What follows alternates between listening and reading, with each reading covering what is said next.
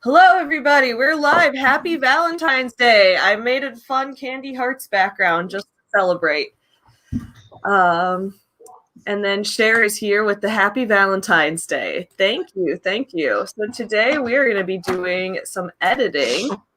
Yeah. RK, how are you doing? Hydrating. Hydrate. That's important. I probably should hydrate. I had 3 beers last night. You gotta hydrate. If we're gonna do Rachel Hollis, you gotta drink a lot of water. Oh my god. So guys, for everyone watching, okay, I need to finish the thumbnails for that. So starting tomorrow, we are both going to live like various business gurus for a week. And we're starting with Rachel Hollis. She's the easiest. Yeah, because her morning routine is very well published and simplified and simple to follow. Yeah. She's very like this. You must do this every morning. This is what I do every morning. So also I should probably share this stream on social media. Grant Cardone. Yeah, I will too. Grant Cardone's is just like 10x everything. 10x everything. Wake up at 5. Now you're waking up at midnight and you're going to sleep at 11:58. Oh, thank you, Sako. The hearts background. I gotta tweet about this. I gotta go to put it in the AuthorTuber Facebook group. You gotta get one of these. It makes drinking water so much easier. I do, yeah. Just because I now know I just have to drink 2 of these a day and I'm set. No, I just like forgot to tell people about. I guess the stream happens every week, but I was forgetting to even. There we go, live right here. I'll share too. I'm gonna share this everywhere right now. Put it in. I should get water too. You should get water. You dehydrated word. Too many words. Oh man. There we go. I'm set-ish. Okay. How's everyone doing? Create, post, and share. What's up, Logan? Logan took a massive shit this morning. Good for him, dude. Chewy did not, because he didn't even want to. Did you change your Twitter handle? Oh shit, I did, didn't I? Yeah, what is it now? Some NOLA human. Oh, there we go. I was like, yeah, I forgot I did that because I pretty much I'm cutting social media pretty much out of my life, and you can't really do it unless you announce it to the world. And I don't know. Why are you cutting social media out of your life? It doesn't bring me joy. Doing like the whole Marie Kondo thing. We should live like her for a week too, where we just cut out everything that doesn't bring us joy. Yeah, except then we'll end up with like a couch, a bed, and a book. I don't know, dude. A lot of things bring me joy. Social media brings me joy. Making YouTube videos brings me joy. Work brings me joy. That's why we work so well together. We're opposites. Yeah. Except I wouldn't say I'm an introvert. I just don't like the internet. I love the internet. I just don't like. I don't like attention on the internet. That's wild to me because you're always on my channel, which is great. I like that you're always on my channel. I stream with you. I love streaming with you. That's a lot of fun. Oh, okay, cool. Well, I'm glad you love streaming with me because we're going to keep doing it. So anyway, guys, so what we're doing is we're going to start living like a business guru for a week. So tomorrow we start living like Rachel Hollis for a week, and she live streams every morning at 8 a.m. according to her blog. I don't think she does anymore, but according to the blog, she live streams every morning at 8 a.m. So we are going to live stream every day this week at 8 a.m. Yeah, we are. Yeah, we are. And I need to set up all the streams. I'm like, I have unlimited StreamYard right now, so I might as well set up all those streams. And they'll be on YouTube and on Twitch. I'm just going to be getting my, I'll just be reading the news while we live stream because 8 a.m. is when I usually do that. We'll stream. We'll talk about what we did as Rachel Hollis, and I'll probably put on Animal Crossing makeup because the best way for me not to fall back asleep is to have so much glitter on my eyes that I would scratch my corneas if I fell back asleep. That doesn't mean I don't sometimes fall back asleep anyway and just wake up with my eyes real crusty. You just have real cut up corneas.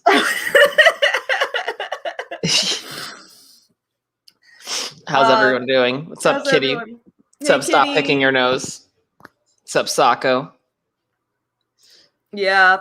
So today we're going to be editing Cancel Shawn Boston. I need to get up the documents for this book. I'm working on so many thumbnails right now. And I know that something changed, but where's your heart?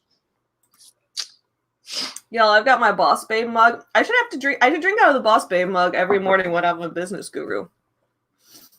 Which means the mug's going to be crusty by the end of it. Probably. But that's okay. I was watching CoffeeZilla last night because I couldn't sleep, and he was talking shit about how Grant Cardone is like now trying to be a billionaire type shit. It's just like Grant Cardone is not even a billionaire though. Yeah, it's so stupid. He has $400 million according to himself, so he's only halfway. Not even halfway to being a billionaire. So I've had this talk with Gray a few times where I'm just like, so I don't think when people talk about being rich, they understand the difference between making millions and making billions. I'm convinced you can be a good human being and a millionaire. I'm convinced you can't be a good human being and be a billionaire. You've had to crush so many souls and ruin so many people's lives to accumulate that amount of money. Right, yeah. Yeah, I think that's definitely true. And to an extent, like, people like Grant Cardone, they look at wealth as, like, they look at it on a different scale than most of us do. Like, if you watch a lot of his speeches, he's like, someone told me that they had $1 million. And I was like, man, like I said, you don't have any money. And so, like, $1 million, he says, is nothing. But, like, that's also really stupid because it's like, Grant, you're not a billionaire either. So, like, calm down. Yeah, in reality, it's like, I mean, you want to be a millionaire, it's pretty simple. You set aside $1,000 in the S&P 500, and it grows on an average of 10% annually for 50 years, and voila, not $5,000, and voila, you're a millionaire. And if you want to get there faster, you contribute more money to it. Eva's here and says, happy Valentine's Day to you both. Happy Valentine's Day, Eva. Kitty Wright says, good morning. But if he sells Be a Billionaire merch, maybe he will become a billionaire selling merch about being a billionaire. Exactly. Well, that was the wild thing. It was that CoffeeZilla was laughing because he was like, I've been coaching these guys to get to look at their, first off, he's a total, what's it called when like you're insulting people to their face to make them like you more? It's like he was talking about how these people, yeah, he like pickup artist shit. Yeah, like he was picking on these people. He's like, they paid $12,000 to sit at that table. It's like, Jesus Christ, they paid $12,000 to make fun of them. Like, dude, I cannot wait until we live like Grant Cardone for a week. Maybe we'll do that next week. Like, that's gonna be simple. Let's just do cocaine all week. I skipped my coffee. I just did a line of coke. Oh my god. Maybe we should have done Grant Cardone after Rachel Hollis, because Rachel Hollis could have been our because she overcame addiction, so we could have gotten addicted to coke. And Grant Cardone, according to himself, overcame his coke addiction when he was 25. Did he overcome it the way that Rachel Hollis overcame alcoholism, where he just does I coke don't occasionally? know. That's the thing is like, I don't trust business gurus' advice about getting over addiction because you're not a licensed counselor in that. And also a lot of the times they are lying about having gotten over it. So that's a whole thing. Comically Moody Dan says it's like an MLM top pyramid. Once you reach the top, you make the most, but are the biggest piece of shit person. Exactly. Yeah, exactly. Mm-hmm. Where am I at it? I'm looking for the chapter. There it is. So we're editing Cancel Shawn Boston. So on my sleepover live stream on Wednesday, we're working on the first 4 chapters. So we're editing each other's chapters, right? Because that way we get a different perspective. And then while we do that, I also have to work on drawing some of the art for the chapters. Yeah, and I have to move Aaron's chocolate so I don't eat it because that's her Valentine's Day chocolate. No. My mom sent us these like Valentine's Day biscottis, I think they are. Those are delicious. Yeah, they're so good. You know what? I should get one right now. Guys, I'm gonna go get Valentine's Day biscottis to dunk in my Boss Babe coffee and get Ooh. water to hydrate because I had so much beer last night. I'm gonna wait for you to come back so I can get coffee myself. All right, BRB friends. What's up, everyone? I'll try and entertain you as best as I can while Savvy's gone. Let's see. I've been journaling more. I try and journal a little bit every day. Yep, that's about it. That's my life in a nutshell. What's up with y'all? They made it past step 1, denial. That's recovery to some. Yeah, you're right. You're absolutely right. Journaling. There are some prompts online that I can follow. I mostly just, I love the idea of if you want to get started journaling, you just start off simple, just try and sum up your day in one sentence. I thought that was great advice because once you get into the habit of journaling, it just, you're naturally going to write more anyway. Hey. Ho ho. I've got a big box of biscottis here. Look at these, y'all. Look at these. Oh, those look good. Is there a pistachio one in there? Those are my favorite. No, because Tyler has a pistachio allergy. Oh, I'm sorry. I'll always eat your pistachio biscottis then, because they are my favorite. Yeah, I think my mom's always pretty careful that whatever she gives us does not have anything in the same box that he is allergic to. So yeah. Yeah, but you never know when some do-gooder is going to fall in love with your channel and love you so much and just want to send you cookies, and they don't know about that pistachio allergy.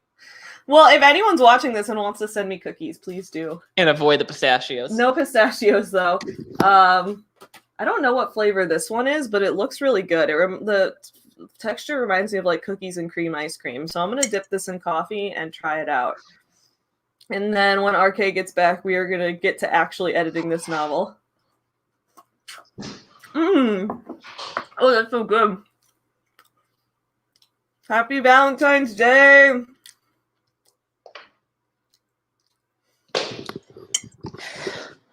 Delicious. This thing is so good. Oh yeah, I heard about that like 62 car pileup in Texas from ice yesterday. That was wild.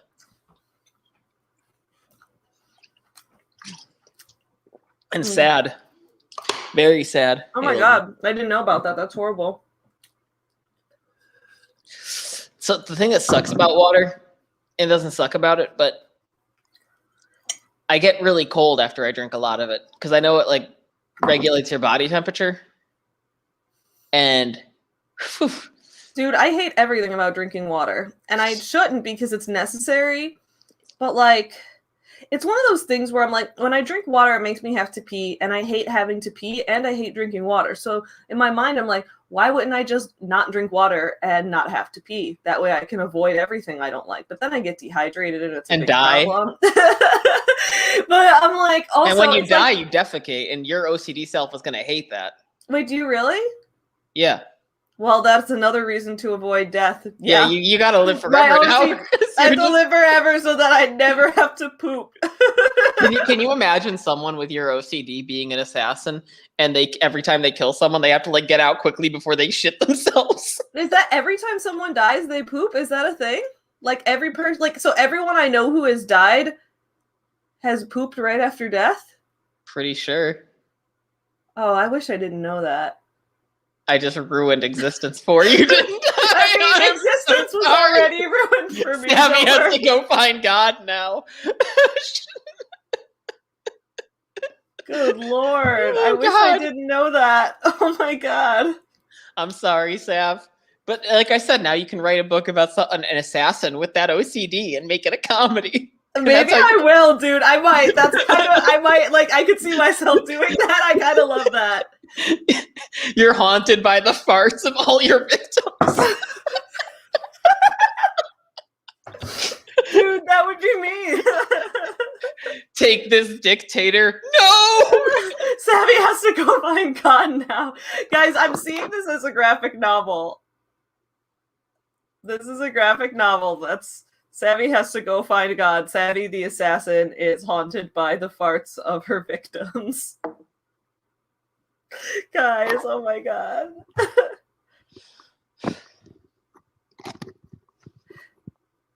Yeah, I guess what if you took a huge shit before you died? Like 5 minutes before. Would your body still have poop in it? Okay, God, give me 5 minutes.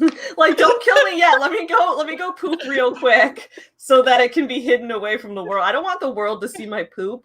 That is like OCD nightmare. What if that's okay? First off, I gotta ask. I know this topic is really hard with your like you freak out with it. That's okay. Go ahead. Most people, what is it about like potty humor that's so funny? Like you can, I feel like you can always rely on a good shit. Oh no, dude! I love potty humor. I love making jokes about all of that. I make poop jokes every 5 minutes. It's just so funny. Yeah. I just don't like thinking about it in real life. Like, as a joke, to desensitize myself is fine. What if that's how you get to heaven? Like, the fart propels your spirit up. and if you shit yourself before dying, like, you don't have the rocket fuel to ascend. Oh, so that you really have, you got to make sure that you have, well, that's another reason for me to continue never farting, because I can, this way, have enough. You overshoot heaven. That I can. You reach extra heaven or whatever it is. That would be why. No, can you just imagine like the fastest way to get to heaven is to become lactose intolerant and eat a cheese pizza before you die? Oh my god. Okay, well we gotta stop because comically moody Dan is getting Papa John's delivered and doesn't want to think about people. Oh shit! And I ended it their way up to heaven while he's eating. And I ended it with an eat a pizza joke. Wow. Don't we start it? Extra heaven is the dog must be. I mean, yeah. My dog farts like crazy, so I agree. Extra heaven is where the dog must be. Chewie always farts when he's barking too hard. Like, if he sees another dog out the window and feels threatened, he'll start barking so hard that he farts. It's hilarious. Oh god! So there was this one time when I was watching my parents' dog, and someone was at the door. It was late at night. It was like, so we were alone. They were out of town, and I was house sitting for them. And he and Logan got so scared, they both barked at the door, and just this massive dog shit just fell out. Like, they literally scared the shit out of them. Oh, poor puppies. Poor puppy. That sounds hard for them. Imagine how they felt. They were so I mean, he was really old at that time, so he was already struggling with bathrooms and shit like that. That's fair. Yeah, Chewie's always like, if he starts like barking and bouncing up and down at the window, he will bark so hard that he will start farting, and it's the funniest thing. So Chewie's the only one that can fart and like doesn't ruin your perception of him.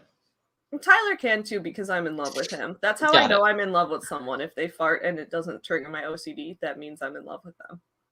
Oh, that's kind of wrong. I tell Tyler that he's literally the only person who's ever been able to do that, and that's why I'm in love with him. That's got to be like in one of your future YA books. Oh my god, it does! That's such a YA. That's such a YA romance thing. I love. We got to stop talking about this. Now we're like, let's talk more about dogs' parts. Well, the dog's not eating pizza, so. Yeah. Okay, sorry guys, we got off track talking about, this is what happens when our Power Hour streams are not writing sprint related, is we're like, let's talk about our dogs farting instead of talking about, instead of writing our novel. I think dog farts are actually, like, while barking, is that like an extra safety measure if someone's trying to like rob the house, they're hearing like multiple growl sounds. And they're getting an unflattering scent, and it's like the more so they're getting that alarming. Might be true. Yeah, like you're not gonna rob a house if you hear aggressive sounds and smell aggressive smells, and then the aggressive visual. That's another deterrent. Well, because isn't that like an actual thing that like dogs, like if they're if they want to like spread their scent, they'll always walk with their tail up because they want to try to spread scent through their butthole. But they'll put their tail down. That's a thing, dude. This is an actual thing. Well, because that sounds like a cat thing. That really sounds like a cat thing. They sniff each other's butts, right? So it's like, you know, when Chewie's feeling happy and confident, he has his tail up, like, world, smell my butthole. And then when he gets like scared, or if he's nervous about something, he'll put his tail down to cover it up. Like, I want to disappear. If no one can smell my butthole, no one will know I exist. Logan, how is your butthole feeling? He's like, it's pretty good. Nah, he's just napping. He has a bone. He always folds his paws like this, and then when he has a bone, he's just like this, and he sleeps with his bone like that. Yeah, he's a cutie. Oh my god, Chewy has been okay because it's so cold out here. Last night it was -1 out. Right now it's 2 degrees out. Oh, it got warmer. It got. That's what Tyler said when I was like, "Oh, I have to take Chewy out. It's 2 degrees," and he's like, "Yeah, it's warmer than yesterday, though." Okay. How do you alternate? Like, what's the rule in your house of taking Chewy out? So normally, like, the first walk of the day is my responsibility, and the last walk of the day is his responsibility. The reason being that Tyler is someone who has to shower right after he wakes up, and I'm a person who I generally shower later in the day, and like if Chewy has to go out, Tyler would want to shower first. And I also have, because my hair is so thick, it takes a while to dry. So if I shower, then I can't take Chewy out right after because I'll get icicles in my hair. So generally, overall, we just got in the habit where like I take Chewy out in the morning and he takes Chewy out at night. And then ever since the pandemic where we've both been working from home, all walks in the middle of the day, we just both do together. Because Chewy, like now he's got, if we go, if we're like, Chewy, do you want a family walk? Which he knows means the kind of walk where we're both on the walk with him. He gets so excited. He's like, oh my God, yes. And then now he's gotten so used to it where it's like, if just one of us is about to take him, he'll start like looking around like, where's the other human? I thought I get both humans on every walk. He knows what family means. Yeah, he's so cute. Logan is terrified of going outside. I think he knows there's a pandemic. Like whenever I say it's time to go pop, I don't even want to say it out loud because he just looked up. He heard the word. He starts shivering and just moves away. Yeah, lately because it's cold, Chewy's been extra snuggly because of how cold it is. So he's been like, if I want to take him out, he's kind of like, it's really cold though. What if instead we just snuggled on the couch? And I'm like, that's great, but like you are going to have to poop at some point, buddy. Because otherwise you're going to start whining. Yeah, Logan's entire existence is, I'm too comfortable in the bed to pee. Yeah. Yeah, so yeah, that's the thing. It's like when it gets hot out, Chewy, like, it always feels like he just doesn't love us anymore. Because he's like, I'm going to go sleep on the floor. I'm going to go sleep on the chair. But like when it's cold, he's like, I need to sleep in between the humans in the bed. And I'm going to get under the blanket and cuddle as much as possible. And it's very cute. His survival instincts are strong. Yep. All right, wait, okay, back to the novel. So we've been editing. I've got a runny nose ever since I saw Stop Picking Your Nose. It's like I was told don't do something, and now I just have snot. Oh, hold on, I'll share the screen. This way we can show our editing live. Not all of it, though, because I think that'll slow down a bunch of things. Lindsay squeezed into an ugly beige-colored bra. Did it say that? I probably wrote that at some point. No, Lindsay wouldn't wear a beige bra. I didn't write it. Lindsay would wear like a... I feel like she'd... Well, I don't know. At the size that her boobs are, sometimes beige is all you can find. I was going to say, experience. I thought, giant boobs don't have cute bras. Well, that's why you go to Bra Stop, dude. Again, I need to get my affiliate code with them because I'm always like, Bra Stop is the one place where I at least have some color variety. Not very much, but at least it's more than just beige. Are we going to send Bra Stop stock to the moon? I know it's not publicly traded. Wait, maybe Bra Stop is publicly traded. Maybe I should invest in Bra Stop. Is Bra Stop GameStop? You know, I feel like it's a sign from God. Just start driving up the price on your channel. Guys, don't super chat. Just buy this stock. Buy Bra Stop stock. Okay, so this past Wednesday we started editing, and it looks like, okay, so yeah, based on what...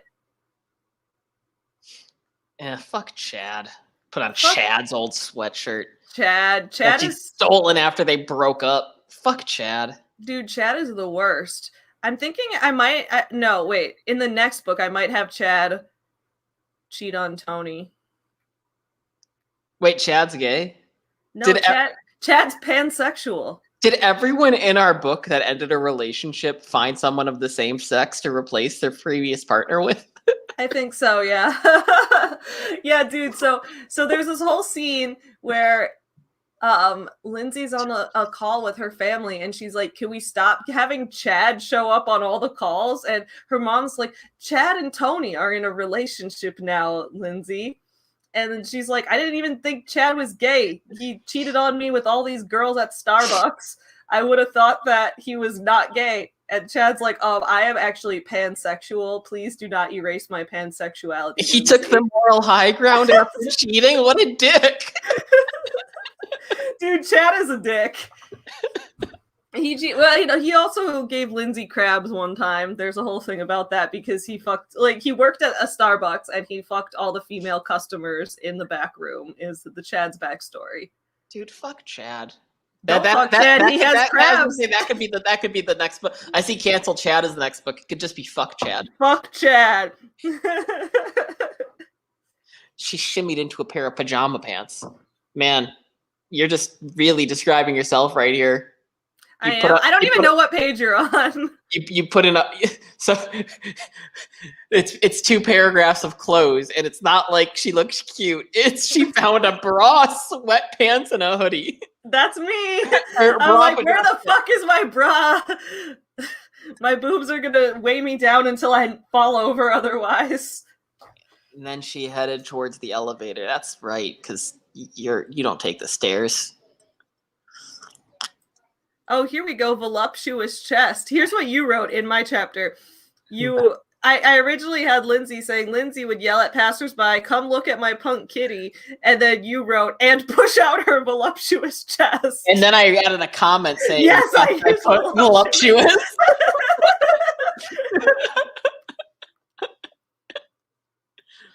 Well, because you kept saying she flirts with customers, but there weren't too many descriptions of her flirting. I hope when people read this book, because it's the way that I overemphasize Lindsay's huge boobs is supposed to be kind of funny based on how so many men who write women are like, and then she boobily boobs. I saw this one on Twitter the other day where it was like, she looked in the mirror. Normally she was so proud of her perky breasts, but because she was so depressed today, her boobs had retreated back in on themselves. Same. And I was like, everyone was like, what? Boobs don't change. And then can you imagine why people were like, do men think that boobs are the same as balls? I think some men might think that they're the same thing. Well, they are called chesticles by some. So maybe it's just a genuine misunderstanding. You should totally just have her in order to sell it. Just like, here, I'm going to put my enormous boobs on your head while you bend over the table and pick out what you want. And the more that you pick out to buy, the longer they rest on the back of your head. Maybe I should do that once the pandemic's over. Maybe I'll sell more. And that's how she cleaned out her table with one wealthy customer who walked away and realized he spent more money there than at a strip club. Lindsay's apartment building had 25 floors. Yeah. And a giant lobby. I should probably get to where I feel like a lot of times when I'm editing your chapters, I'm just adding and deleting commas too much. I think one thing that might make editing my chapters easier too, because you dictated a lot of things, and that's why. Oh wait, dude, I think there's this one you dictated. This is so funny. I meant to tell you this on Wednesday. There was this thing where Rick's grandpa's making breakfast, and I think you dictated the chapter because he's eating the toast, and you wrote, he bites into his toes. Yep, that sounds about right. And I was like, he bites into his toes? What? Rick's grandpa is eating feet? He's a yoga cannibal. Oh my god, that's another book. Dude, we have so many books in us. I love this. Yeah, Chance. What I was gonna say is make the font bigger, because I noticed that the font that you used is bigger than mine, and you have wider space between them. So I'm having a pretty easy time reading it. Okay, cool. Let me just make the font bigger in the whole document then. Let's just make it 12 everywhere. Yeah, and maybe double space it too. Yeah, let's just double space it. This is gonna take a minute. It's freezing a little bit because it's like you want me to killed Shawn Boston. We killed Shawn Boston, and then I'm gonna blow. I'll double space it, and then it'll be a lot of pages. Yeah, that might make the editing easier. Yeah, because your chapters are the words are so close together.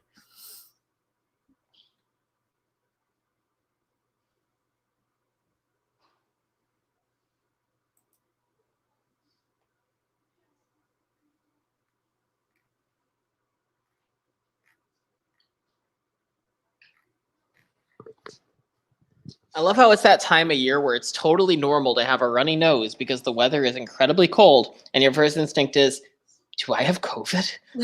Oh my god, that keeps happening. One of the things I edited, or I guess I made a lot of comments for your first chapter, chapter 2, is about, I guess, describing the layout of the bar a little clearer, because I was confused a lot about where the bar was in relation to the stage and what Rick's job description had versus didn't have, and how much could be heard from the stage versus the sports bar. And so I think there was just some things with doing a physical description of it at the beginning. Your mom's a physical description. I'll tell her you said that. Wait, where did I go? I just went up to. I know the whole thing. It's like twice as many pages now, so we've got to. But no, physical descriptions. Yes, actually, that's always been one of my big weaknesses with writing. I always me too. So setting exists. We can help each other get physical descriptions. Okay, here's chapter 4. That's the one I was working on editing. I'm on chapter 3. I think I'm almost done with it though. I'm halfway through it. I also have to do the drawings. Maybe I'll do the drawings on next week's stream. I can't fit my boobs in this big of a sweater. Okay, nice. You're gonna have Argyle dinosaur shows up. What did I miss? Why are we talking about gassy cats? So we were talking about how our dogs fart, and then people in the comments were talking about how their cats don't fart very much. I'm just gonna reread chapter 3. I don't know where I left off anymore. I'm just gonna reread it. I need to reread chapter 4. Who killed Shawn Boston? Oh, dude, the internet. That might be. We should do a book in the future, like a murder. Like Shawn Boston should get killed at some point. And not soon, because we have to do this whole trilogy first, where everyone gets a redemption arc, and then once we're done with this trilogy, maybe we can have Shawn Boston get murdered. Okay, hear me out. It's a murder mystery party. And everyone doesn't realize. They think that he's actually been murdered, and they're sleuthing. Isn't there a movie about that? Where I think there's a movie where people went to a murder mystery party. Is it Clue? No, it wasn't Clue. Dude, I watched the movie Clue the other week though. It's hilarious. I love that movie. Well, all I was going to say is we can take it another step further, where it's revealed at the end it's a murder mystery party, but then it's revealed it's a murder mystery party hosted by aliens, and that they're actually going to kill him now afterwards. And it becomes total Twilight Zone. There's aliens in the Shawn Boston universe. Yes, I think we should go Twilight Zone, Black Mirror. Dan says, I'm glad she recaps that. I'm a bit too THC'd in the morning to follow a string along too much. Well, I hope you're enjoying your Papa John's. Incels will love cancel chat. Yeah, we should I think the book should be called the title should look like it's fuck Chad, but it should be don't fuck Chad. Have don't really small. Don't really small in red letters or black. Chad. Well, because Chad will give you crabs. That could be the icon on the title. It could be a crab. I love it. Because he could want to be a chef. He could want to be a seafood chef. Chad wants to be a seafood chef, and he's working at Starbucks in the meantime. To make ends meet. Yeah, I mean, that's what Chad's got to do. Tony has expensive tastes. But before that, he was always helping Lindsay pay for her bras, which what was Lindsay's bra size? I don't remember. J. I made it. J, yeah. When it's that big, bras are expensive. Unless you buy from Bra Stop. I need to get my affiliate code, bitches. I still stand by. You got to make one boob K, and then she could just have the funniest bust in the planet. JK. I could. One of them slightly bigger than the other. Although I feel like it'd be really hard to find a bra if you had two different sizes. Although I guess a lot of people have two different boob sizes, and they just kind of make it work. It would make it would make the whole like her goal to raise money in the next book to get breast reduction surgery. Yeah, that's what Lindsay's conflict is like. Should I get breast reduction because it will make my life easier, or should I not get it because I can make so many sales by putting my boobs on customers' heads? Yeah, but then it's at like, that size, if you just go down to like here's B. the thing: we're in a pandemic, so she's making all her sales online anyway. I mean, we got to make Lindsay a cam girl. Just Eva says that size they're likely made to size anyway. I don't think so. Just because they're not one size fits all anymore. Well, my boobs are almost as big as Lindsay's. I made her boobs bigger than mine because I wanted someone to have bigger boobs. Suffer more than you. I wanted someone to suffer more than me. I also made her shorter than me, so it's even more emphasized on her.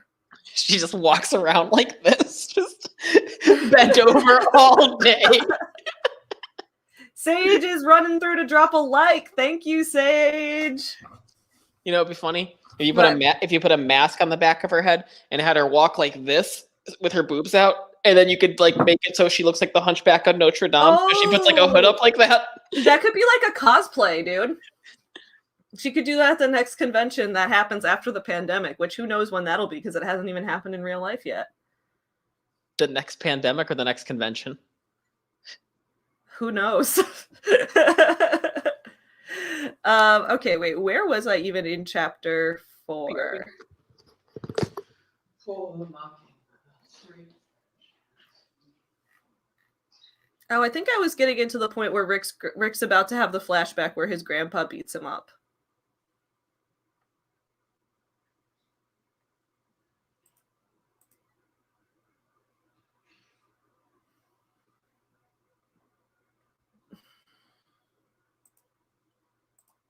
Oh, Rick's grandpa's such an asshole. Oh my god.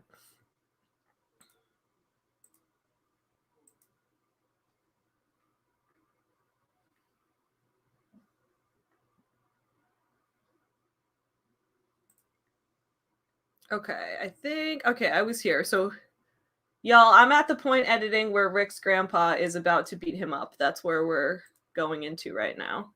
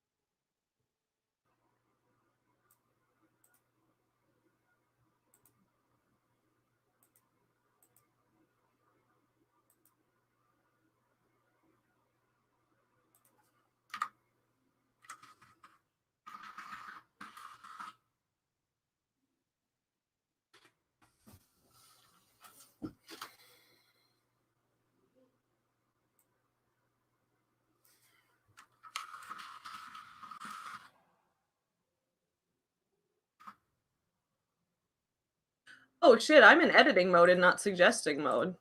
Let me fix that. Apologies in advance to RK for anything I changed with that's not tracked as a change now. My bad. I think we're just going to accept all each other's edits either way, though.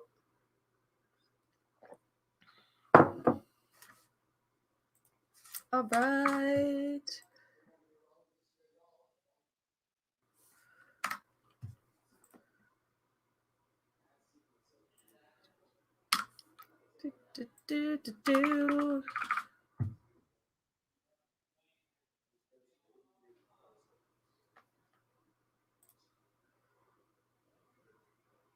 Nora Garcia says in Oklahoma and enjoying the snow-orama happening. Yeah, that's in Chicago. It's been snowing pretty consistently for like 3 weeks, and it's not snowing actively right now, but that's because it's 2 degrees out, so I think it's too cold to snow at this point.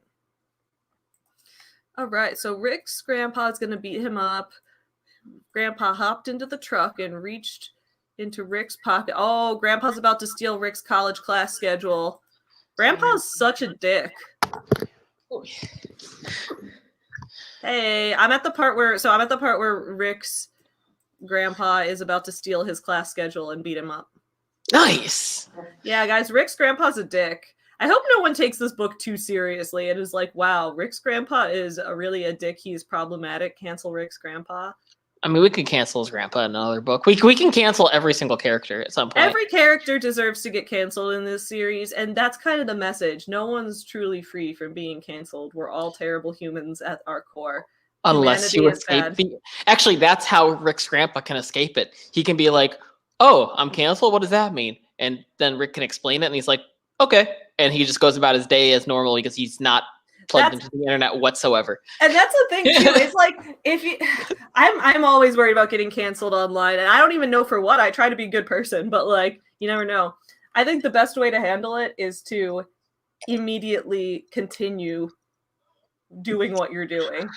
Depends on what you're being called out for. Like, if you're getting called out for brutally murdering someone. That's a different story. I don't think there's coming back from that.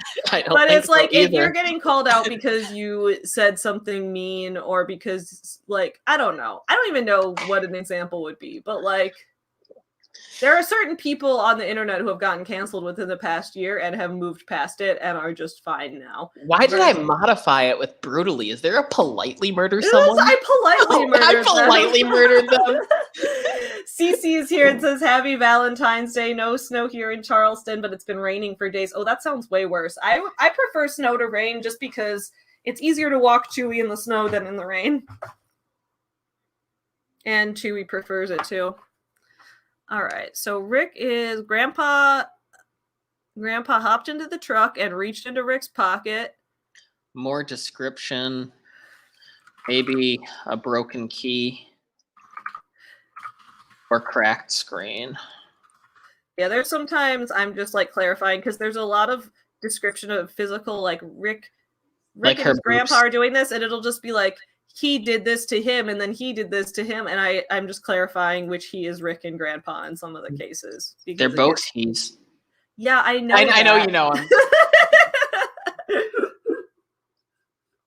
To drown her giant noise-canceling headphones, I'm going to actually add real quick here that this is a good place to personify her a little more with color, brand, or what would it be? Accessories.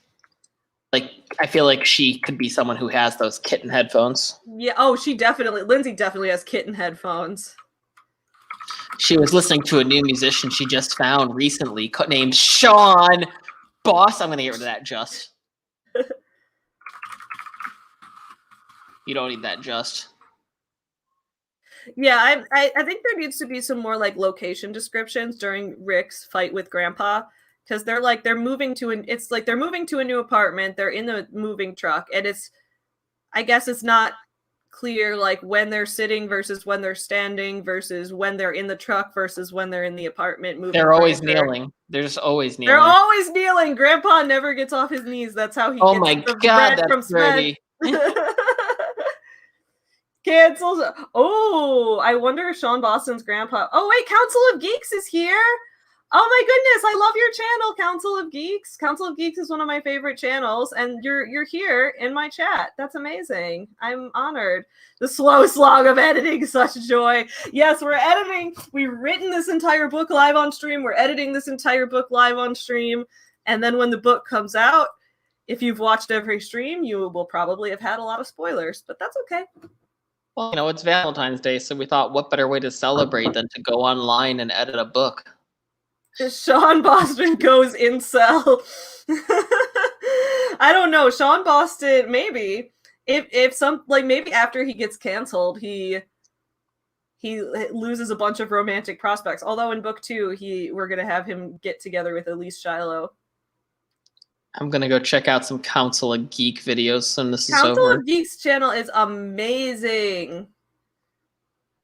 There's so much like commentary about nerd culture and the ethics of body swap. That sounds like a fascinating video. Yeah. Solid. While I'm here, I'm trying to work through my own edit notes. I'm glad. I like the idea that these streams can be for a place for people to edit or write or edit along with us. So if you're working on your own project, like specifically for November through January, our streams we did writing sprints.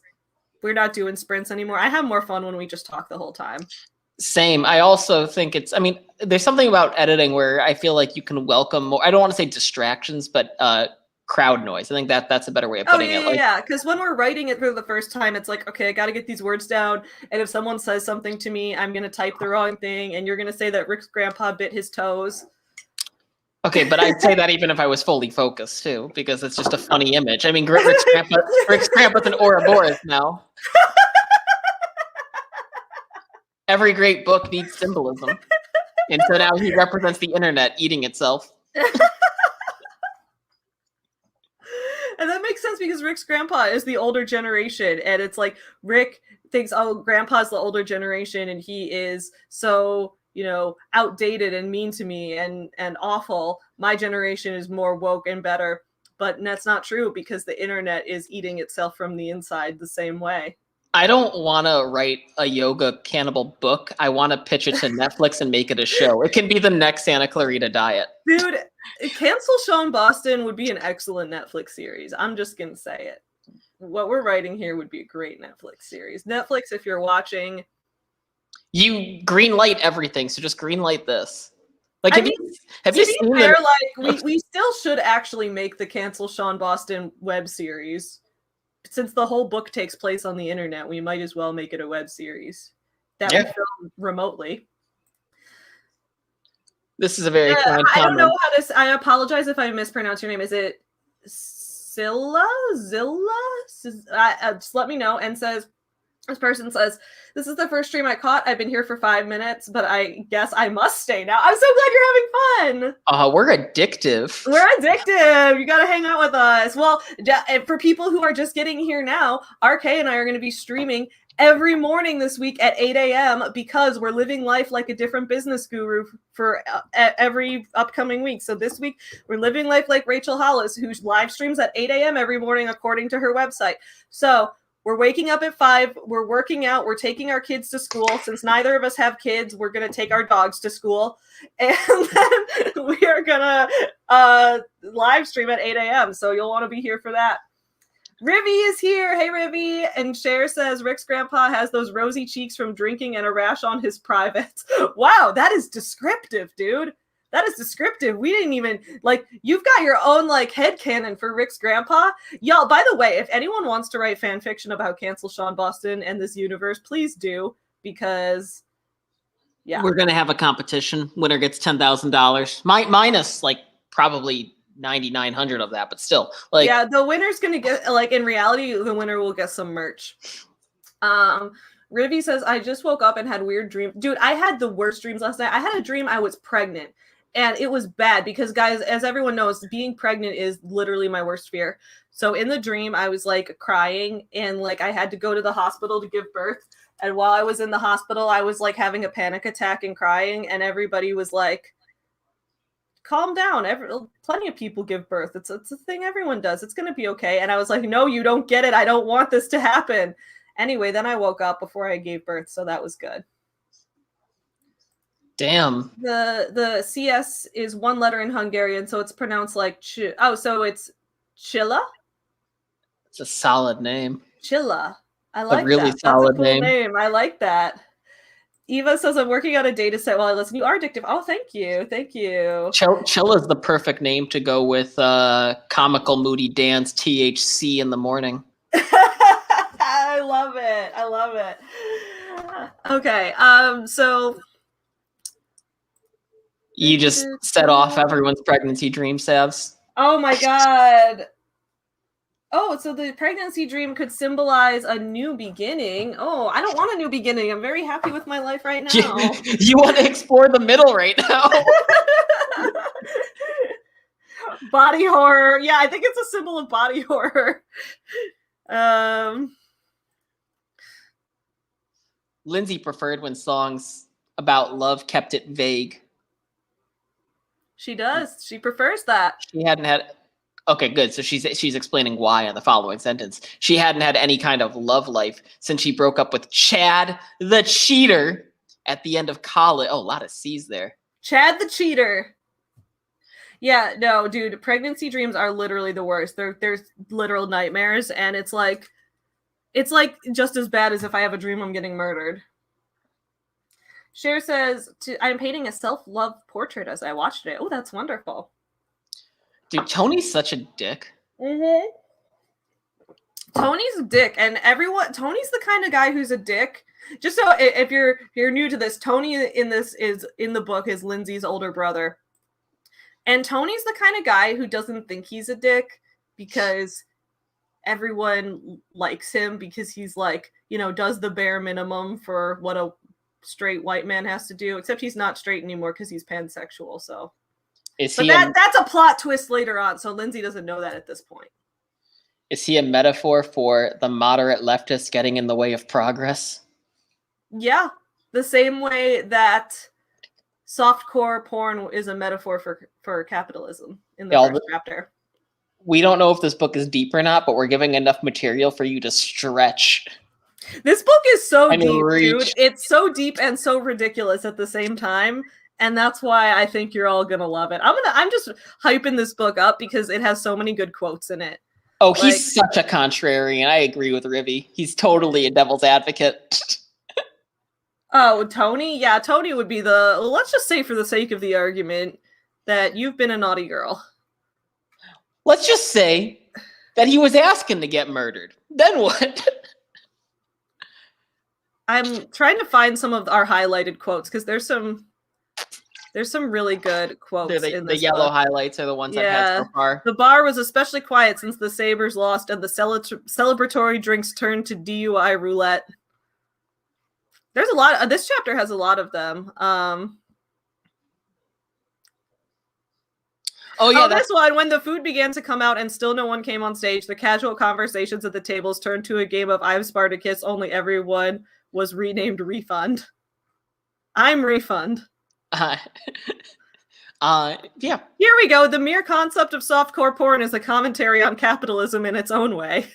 That was a quote. That's a quote. These are all poll quotes that y'all got to get used to. Is she even an artist? Lindsay asked. Athena shook her head. No, but I took her business for artists course online last year with a fake name, of course, and it taught me how to get better at sales pitching. Savvy's real anti-MLM nature comes out hard in that paragraph. Oh, and just in the character of Elise Shiloh in general. Elise Shiloh is a business guru who's like, I can teach. I'm a. What did I call her? Like a cross between like a hippie and she's a cross between like a granola hippie and like a corporate business trainer. 1 second, I'll look up hippie because I'm pretty sure it only came up. Yep. Elise, I'm going to pull quote this. Elise Shiloh appeared to be some kind of cross between a new hippie and a corporate business coach. Yep, that's Elise Shiloh. And I feel like everyone can visualize exactly what I mean when I say that. I love how I just did a search for hippie and it only came up once in this book. Council of Geeks says everything is a metaphor for post-millennial malaise, everything. Yeah, I think you're absolutely right about that. Okay, so back to Rick's grandpa being mad that Rick is taking music classes instead of business classes, and then Rick is gonna... Yeah, so guys, what happens here is, so for those of you who don't know, Rick used to be a meme. Rick is one of the main characters, and he was a meme online 5 years ago because his grandma left his grandpa for a motorcycle lesbian. And then Rick brought that up in an argument with his grandpa as a way to make him upset. And then grandpa beat him up, and somebody filmed it and put it on the internet with like, look at this teenage kid gets owned by his grandpa. And then Rick became a meme, and now his whole life everyone's like, hey, aren't you the guy from that meme where you got beat up by your grandpa? And so that's a part of this. Yeah, he's Jedi Kid meets Double Rainbow. Oh, I like this. Who's the brother? I feel like he'd be into buying MLM products from his high school exes and think it's a flirting thing. Tony? Yeah, I bet Tony would do that and be like, hey, girl, I'll buy your weird protein shake. Hello, subplot. Where's taking it? Okay, so Rick's grandpa. Okay. Yeah, we're trying to create a new genre called meme literature. Yeah, we're trying to figure out how to categorize this on Amazon because it's like we were hoping there would be some kind of like internet romance category, but there really isn't. And so I think we were going to put it in the internet humor category. I think you can categorize up to 2 or 3 categories on Amazon, right? We have to petition Amazon to let us create our own genre, and then we'll always be #1 bestseller in it. We'll have the #1 bestseller banner.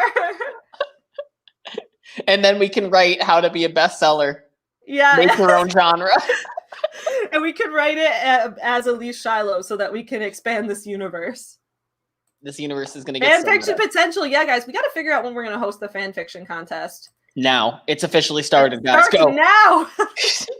I don't know when we'll judge it or who the judge is going to be yet. But if you're writing fanfiction, put it on AO3, put it on Wattpad. Mainly, we want the cancel Shawn Boston tag on a fanfiction. You know what? On Sage's Fanfiction Friday streams, I should start like setting up that tag as a thing. Nora says, I'm visualizing Betty White as the grandma. I could see that. Dude, I love Betty White. Yes, Argyle Dinosaur, we are having a fan fiction contest. So as this book gets closer to release, so the book's going to release in August. And as we get the book closer to release, we're going to host a fan fiction contest for people to write fan fiction about the Cancel Shawn Boston universe. And the winner of the fan fiction contest will get some merch and probably the book for free. Lindsay froze with some of her share. Okay, so this is the I'm coming, she yelled. You could totally include it. That's what she said. Argyle Dinosaur, yes. Okay, so Sage's channel, Moon Bunny Creative. The channel Moon Bunny Creative, which is run by Sage, that they host a fan fiction, it's called Fanfics and Chill stream every Friday. Because it's technically Saturday for them. Yeah, it's technically Saturday for them because Sage lives in South Africa. So it starts at 11 p.m. my time on Friday. So that's Central. So Eastern, it would be midnight Eastern, on the Friday, Saturday cusp every week. I didn't make it this past week. I watched a shitty Canadian Valentine's rom-com instead. Dude, I've been watching so many shitty movies lately. Yeah. It's awesome. I love it. It's watching shitty movies has been my hobby for most of my life. I don't even like good movies anymore. I only want to watch shitty movies. I can't believe all of the movies that Netflix approves of. I'm just like, yeah, they gotta approve of Shawn Boston. Yeah, I mean, here's the thing. We'll make our Cancel Shawn Boston web series and then we'll pitch it to Netflix. And Netflix will say yes, like they say yes to everything, especially because it'll be so cheap. Oh, yeah, and also Charlie Dorset's channel also runs Fanfiction Fridays at 4. Yeah, but that's an actual Friday during the day stream, so that's for normal humans. But anyway, if you want to write fanfiction on Fridays, you have options. Who's the loser here? I was like, why does this coffee have solid things in it? And I was worried for a second, but then I remembered that I was dipping this. You put cereal in it? I put cereal in it.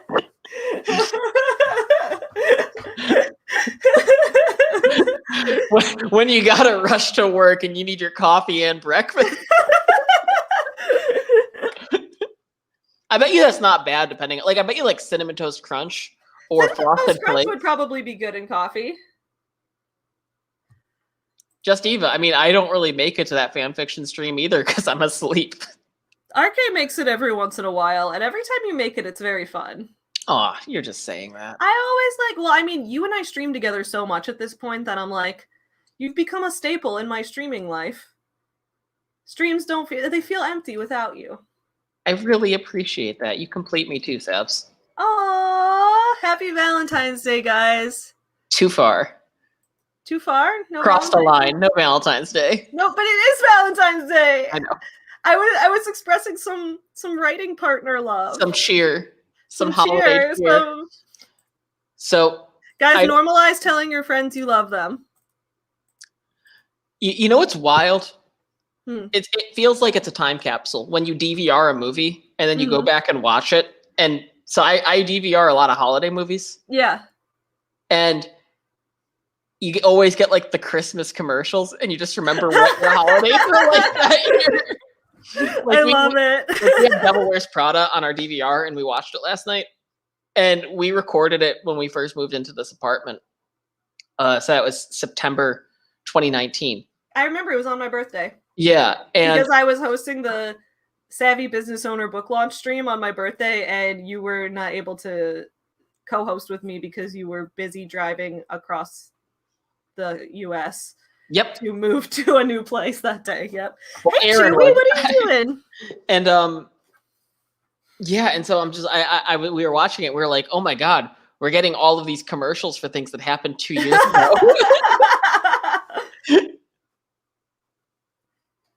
Yeah, of course I still have cable. I watch sports and shit and local news.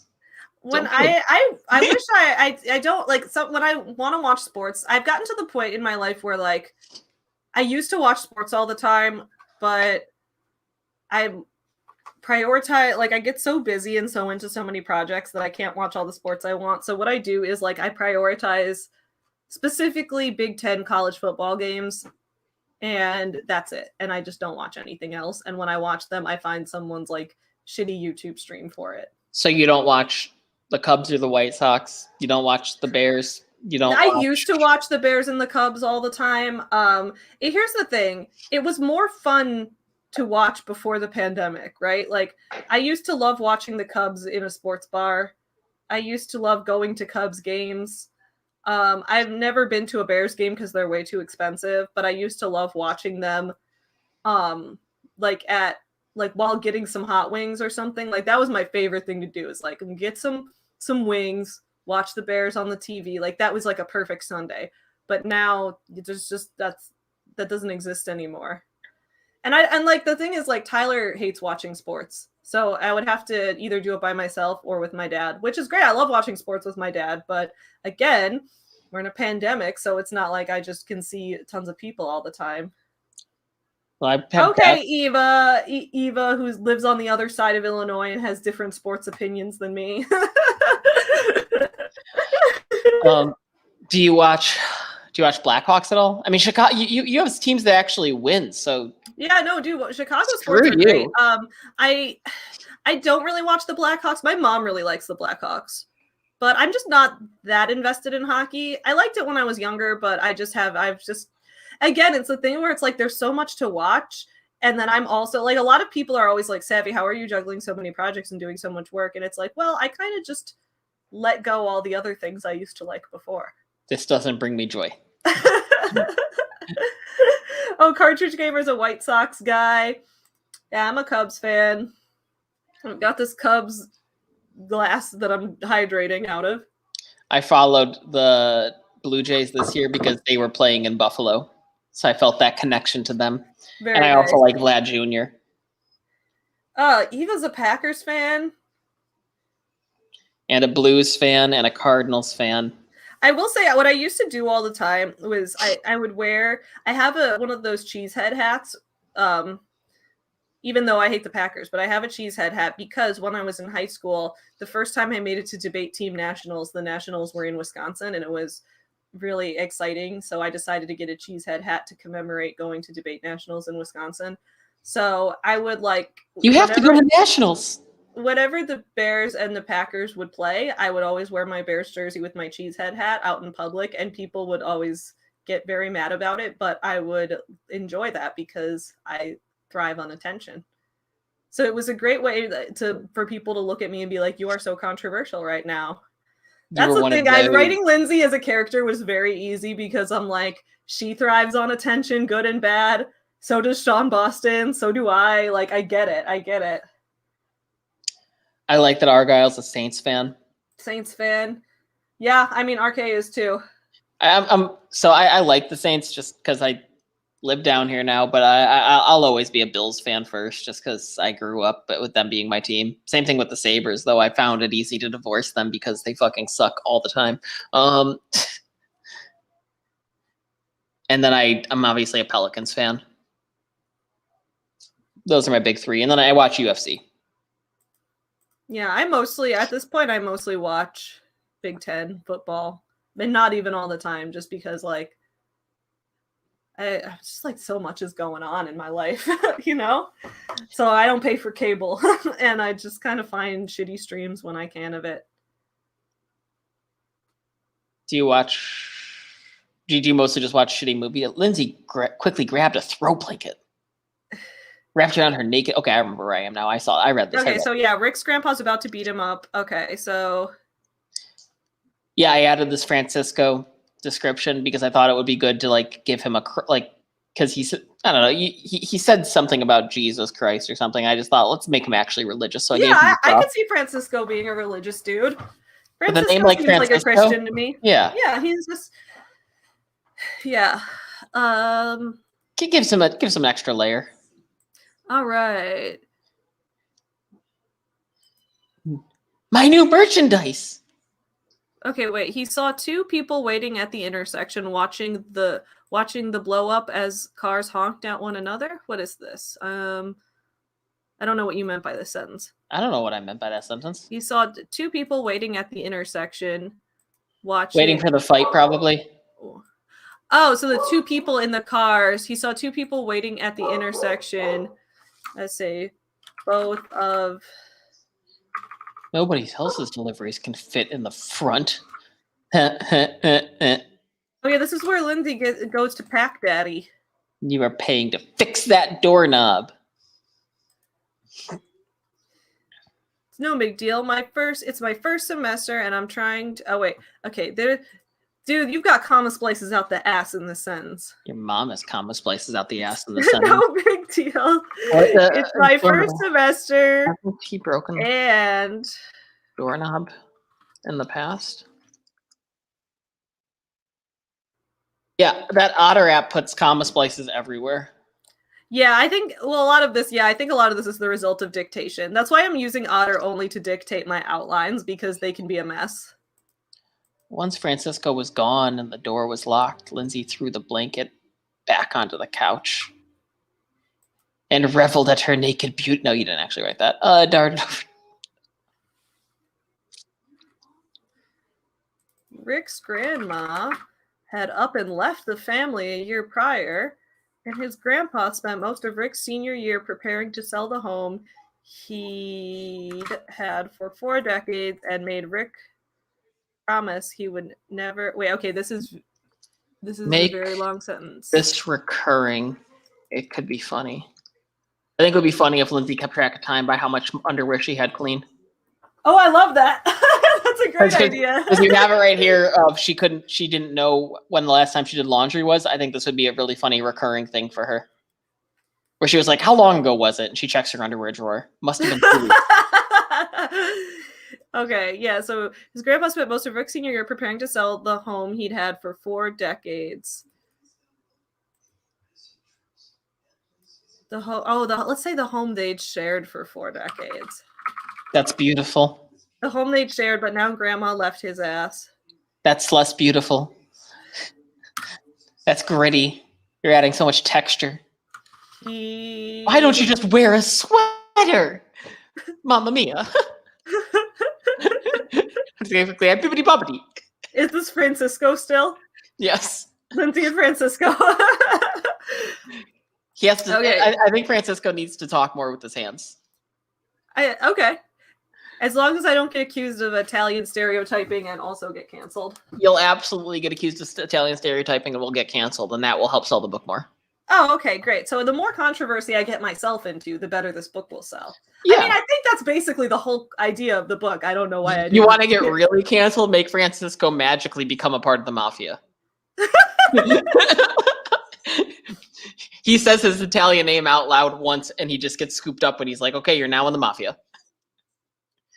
And everyone's going to be like, how dare you make someone whose last name ends with a vowel immediately join the mafia? So Rick's grandma had up and left the family a year prior, and his grandpa spent most of Rick's senior year preparing to sell the home they'd shared for 4 decades. He'd made Rick promise he would never let himself get to a point where he relied on someone else the way he relied on his wife. Aww. He just wants what's best for Rick. I love that Rick's grandpa is such an asshole, but like there's also so much backstory here where it's like grandpa is hurting. Yeah. Grandpa's hurting. Grandpa's have nothing. Hurting. Dude, Grandpa and like Rick's life is depressing as shit. I point blank say it at one point where it's like Rick has to empathize with his grandpa because over the course of his life, he lost his son, his daughter-in-law, and his wife. Like, Rick is literally all he has left plus I can kind of see why Grandpa is such a huge asshole. The world has not been kind to Grandpa. Cartridge Gamer will not cancel you for making Francisco a part of the mafia and talking with his hands. Wonderful. Eva says, my husband vetoed adding Ellie to the end of our surname. Oh, that would be fun.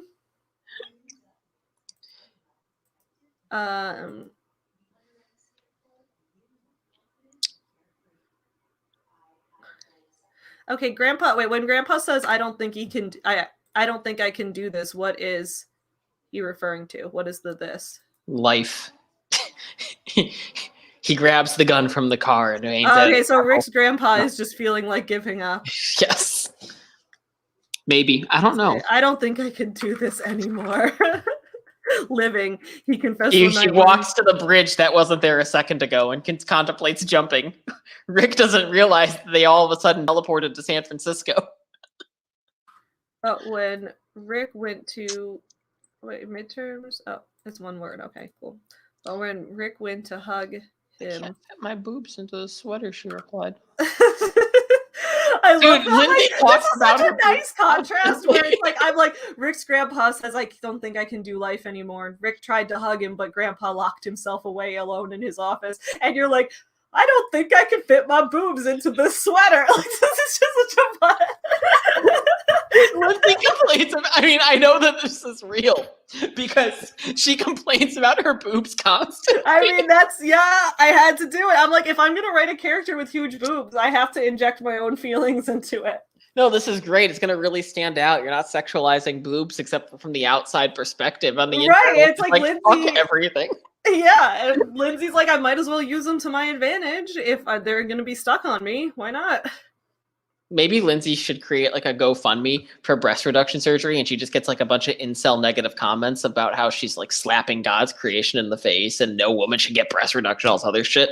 And so that's why she now over sexualizes her boobs to get the money. So people are fantasizing about them in order to, and giving her money just so that she can get them. That's what in the past I'd considered making an OnlyFans and using my boobs to earn money that I would save to use to pay for breast reduction.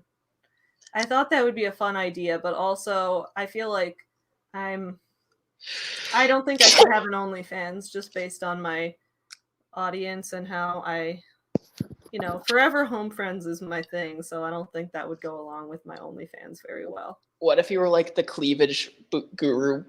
The cleavage guru, and it's like basically you just have constant advice, but like the camera doesn't move from your boobs. I love it. That's a great idea. I could just give people advice. No one has to know it's you. You just change your voice, and it's just cleavage the whole time. Oh, that's a great idea.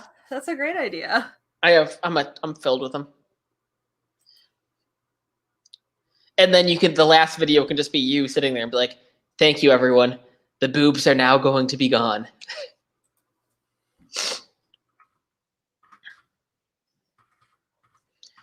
Now Lindsay was searching her floor for a dude. Like half this chapter is Lindsay struggles with her boobs. Yeah, her internal conflict is her boobs. I mean, it's also that she needs to find somewhere to put all of her merch before Francisco evicts her. I can't even fit my boobs in a shirt. How can I fit this merch in my apartment? Exactly. It's a metaphor. It's a parallelism of I can't fit all of my merch in my apartment.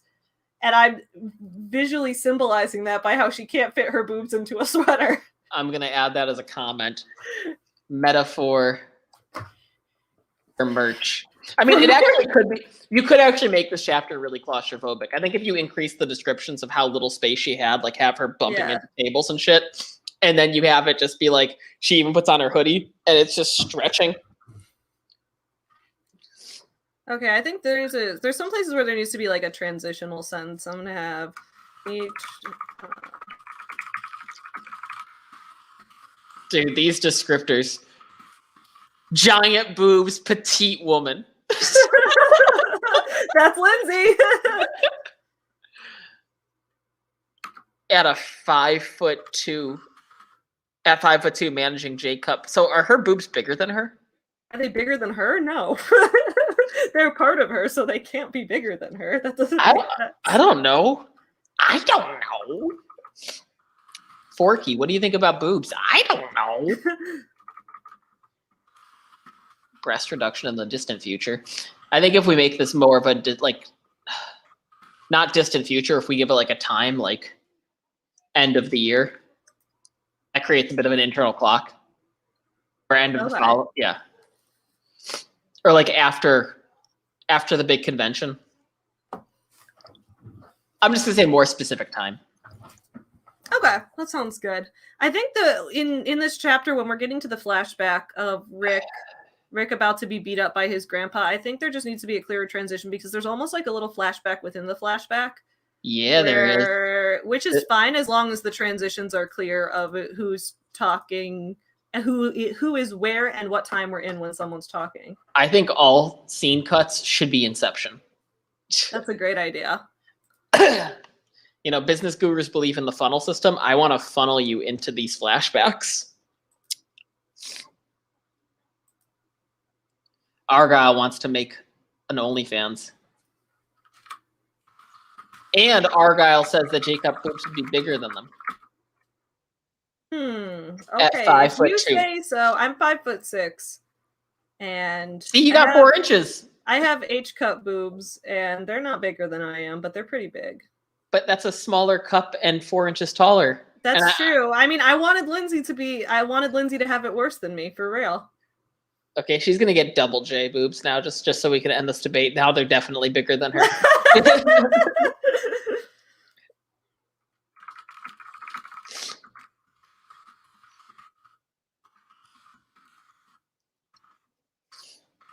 She shimmied into a pair of pajama pants and slid on. Eddie Lane is here. What's up, Eddie? What's up, Eddie?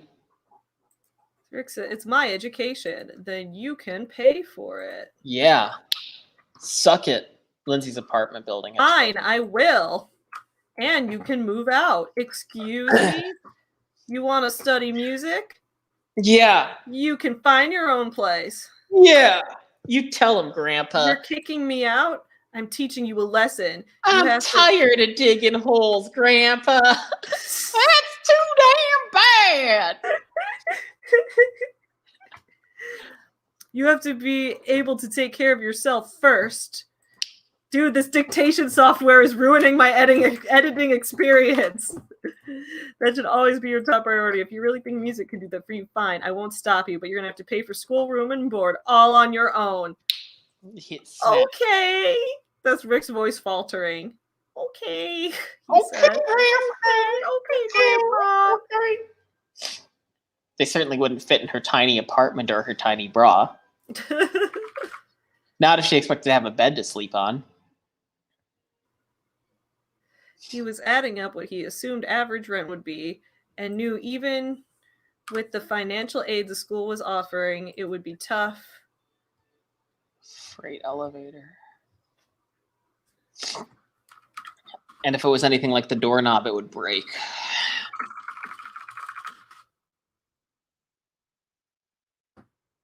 I think maybe since the doorknob broke off. Yeah. And it sounds like that's happened before. I think maybe we could have a few other things break in the apartment just to sort of like show that maybe Francisco's not the best landlord. Francisco sucks. But also Lindsay sucks, so they deserve each other as a landlord and tenant relationship. They suck off. That sounded way more sexual. Not to mention, a small part of him knew his grandpa was right. What if he couldn't get a job with a music degree? Don't be stupid. Play drums in your free time. Join a band if you can, but don't bet your entire life on a pipe dream. I was going to say, what he could really say is, then again, he's not going to get a job no matter what he studies. I guess this isn't really clear. It's sarcastic, so. Just give me a minute. Rubbing her forehead. I'll feel okay. Maybe she's rubbing her forehead. Does she have a headache coming? Maybe a tension headache. She fights Francisco. They fall into the lobby. They kill. Oh God, she killed him. What? Says right here, Lindsay throws Francisco in the dumpster, and he gets taken away by the garbage men. Well, I guess that's the new plot of this book. And now it's a murder mystery. Who killed Francisco the landlord? COVID. Oh, wait, Eddie's... I love this. I've been working on a new story, guys. It's Spirited Away in Space. Dude, that sounds fantastic. Sounds potentially beautiful. His grandpa's nostrils flared. What you call playing safe, I call responsible. There's nothing brave about taking a shot you know you're going to miss. And Wayne Gretzky. Wayne Gretzky was a damn fool, son.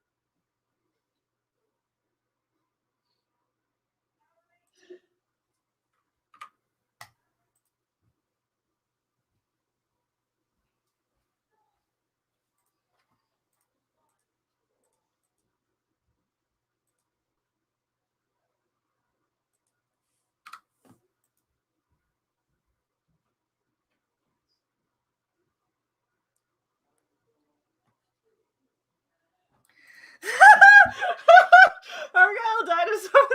Oh my god, that's like, I watch that video all the time where Tim Curry's like, the one place that hasn't been corrupted by capitalism, space. And then I don't remember what it was. Have you seen that video where then someone else is like, so this is capitalism in space, and then it cuts back to Tim Curry and he's like, no. I gotta find that video. It's so funny. Okay, so I had Rick's grandpa. So grandpa is like, there's nothing brave about taking a shot you know you're gonna miss. That Wayne Gretzky was a damn idiot, son. We're gonna add that in here.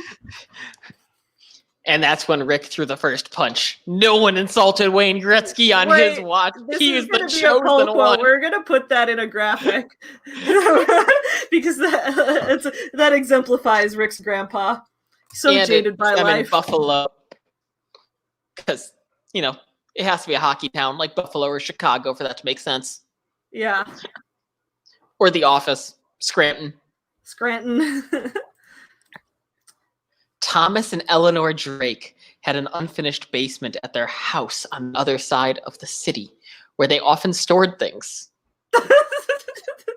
Where they often stored things. The way you read it so dramatic at the beginning. I ended that sentence so. This is maybe make more specific. That was the most anticlimactic sentence. They had a basement where they stored things. Dude, we can make them a part of the mafia. They can work with Francisco. They store bodies.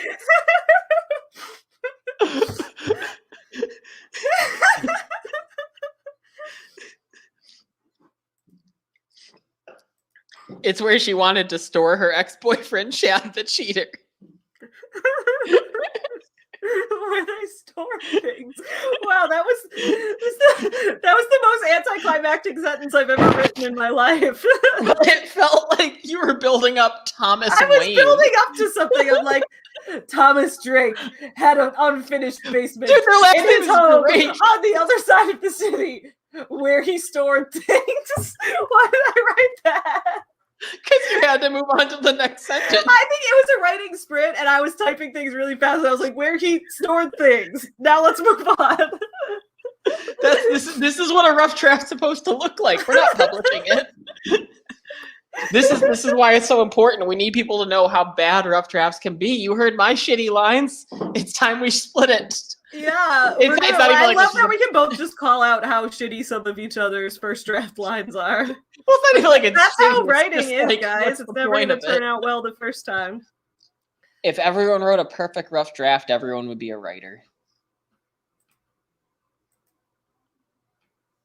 It almost never leaked or anything, and the moisture there. I love how you're going into like she's giving us so much thought.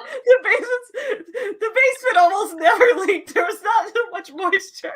She checks the moisture level.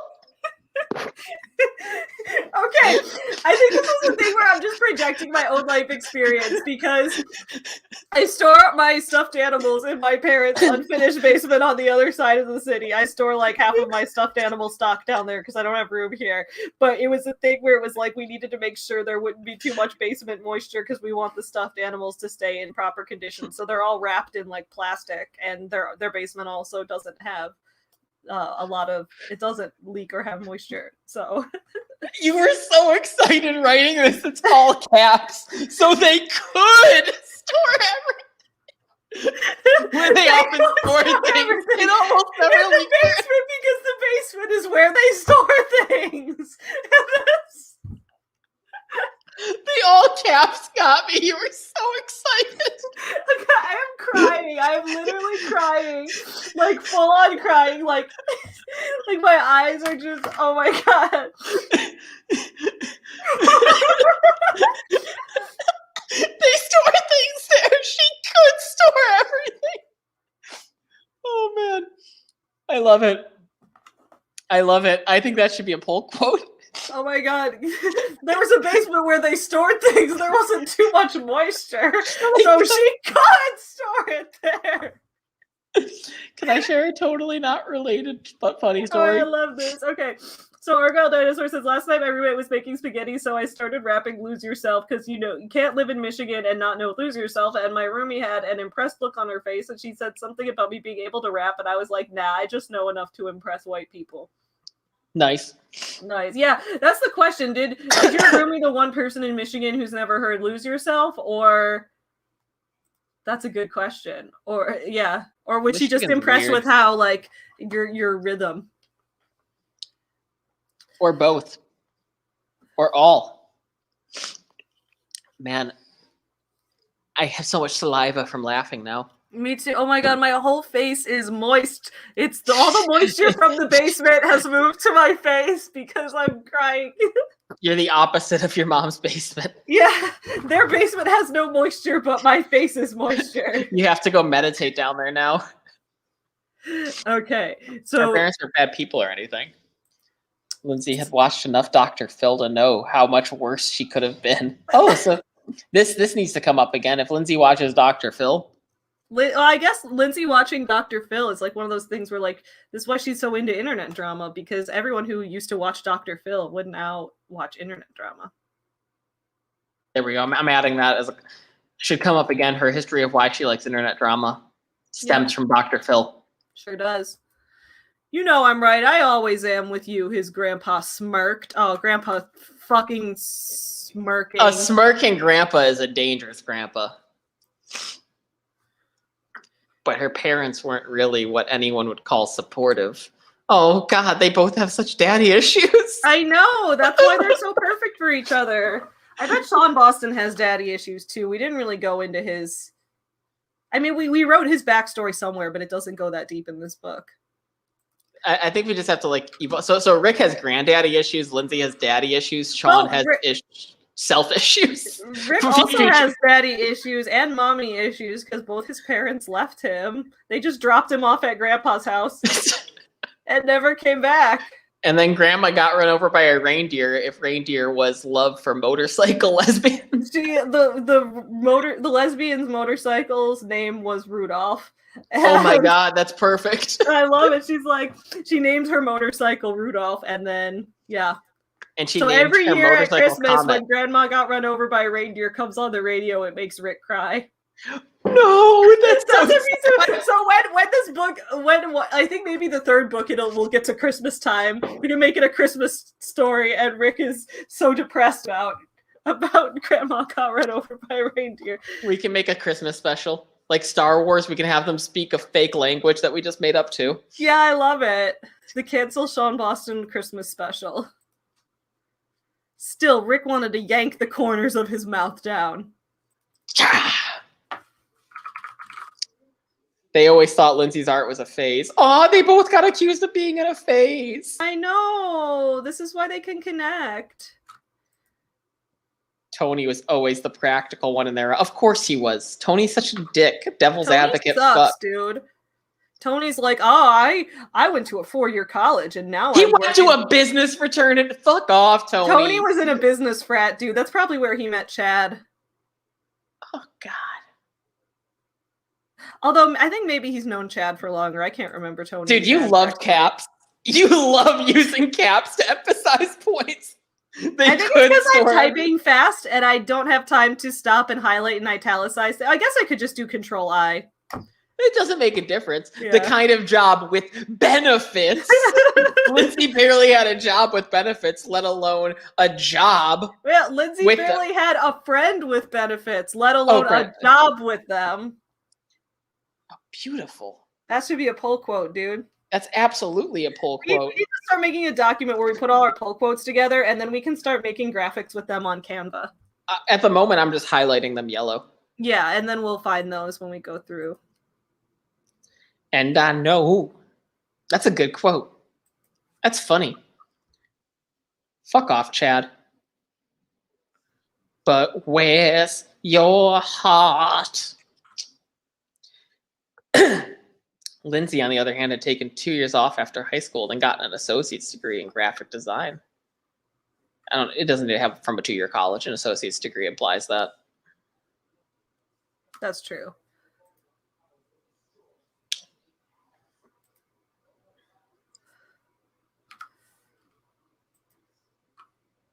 She paid 10 grand for CC? Maybe that's too much. That's way too much for community college. Yeah, adjust it. I wasn't really thinking that hard about the prices. Lindsay's got some debt, but it's not too bad. Might as well go to a 4-year state school for that. Her parents were right. On Elise Shiloh's business artist course. So. Yeah, I just go. Okay, average CC is like under $5 grand for Illinois. So we'll give her like $4,000 of debt. Okay, that sounds good. That's more manageable. But you still got to have debt because otherwise. Yeah, I mean, you can go into debt for community college, but just 10 grand scared me. I was like, did she go to Trump University? Like, yeah, that was an incorrect amount. Sure, you want to go down that road, you little shit? That's like, just Home Alone. I want to go down the same road Grandma's riding down with her motorcycle lesbian girlfriend right now, Grandpa. I'm happy we're laughing so much because it's a sign that when it's actually a good book, there will be more laughter. Yes. Like, this is the base level of laughter the book is creating already. Dude, Grandpa's being such a dick here. Well, he was at like he was on our home since your parents dropped you off. Penny and I raised one kid already. If we wanted another, do you really think we would have waited till our 60s? Damn, Grandpa's being a dick. I mean, he lost his son. His grandma just left, and he's selling the house. Grandpa's meanness comes from a place of hurt. I get it. Yeah. And he's hurting a lot, so he's really mean.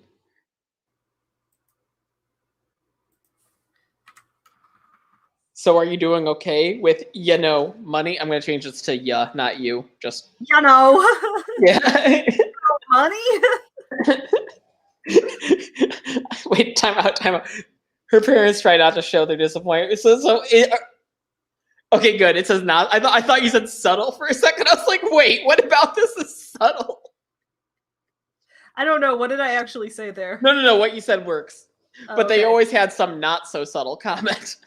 I read that as they always had a subtle comment. Oh yeah, you doing okay with money? You pregnant yet? You trying? You trying with Chad?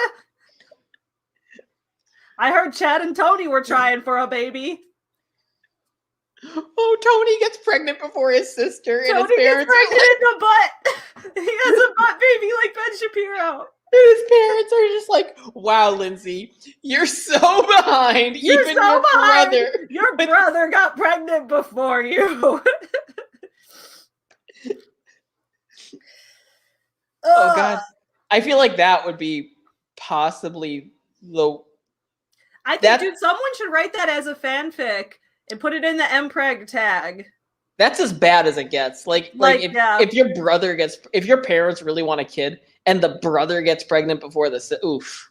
Yeah, so anyone who needs fanfic ideas for the contest, write a story where Tony gets pregnant and Lindsay's parents are even more disappointed in her that her cisgender brother got pregnant before her, and then make it a whole mpreg story. Is mpreg like a big tag? I don't know. I avoid it like the plague, but I know it exists. And I think it exists with like the wolf stuff, like the Omega-verse and all of that. Oh God, that's my favorite lawsuit. The Omega-verse? That's my favorite Into the Omega-verse. That was such a great that was probably the best internet drama to follow, was the Omega-verse. Well, because the stakes were so low. The stakes were so low, but so high at the same time, because everyone's suing everyone for plagiarism and shit. Oh, did you see that recent plagiarism shit that happened in the romance community? Is this a new Cockygate that's about to happen? No, like just full-on plagiarism. Oh, wait, like actual plagiarism. Yeah, her name's SM Soto, and she got busted for just like ripping pages out of this other woman's book. I didn't know that. Wow.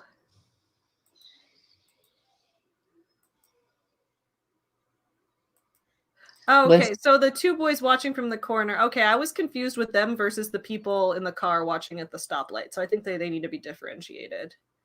mpreg is very much a thing, and it's not just Omega-verse, and I avoid it like social gatherings. I just know it exists. Yeah, it's one of those things where it's like, I always have to read the tags, because sometimes the description of the story will sound really nice, and it'll be like, these two characters that are cute together, they decide to get married and start a family. And I'm like, oh, that's cute. But then the tags are like, I was like, oh, so the man's going to get pregnant.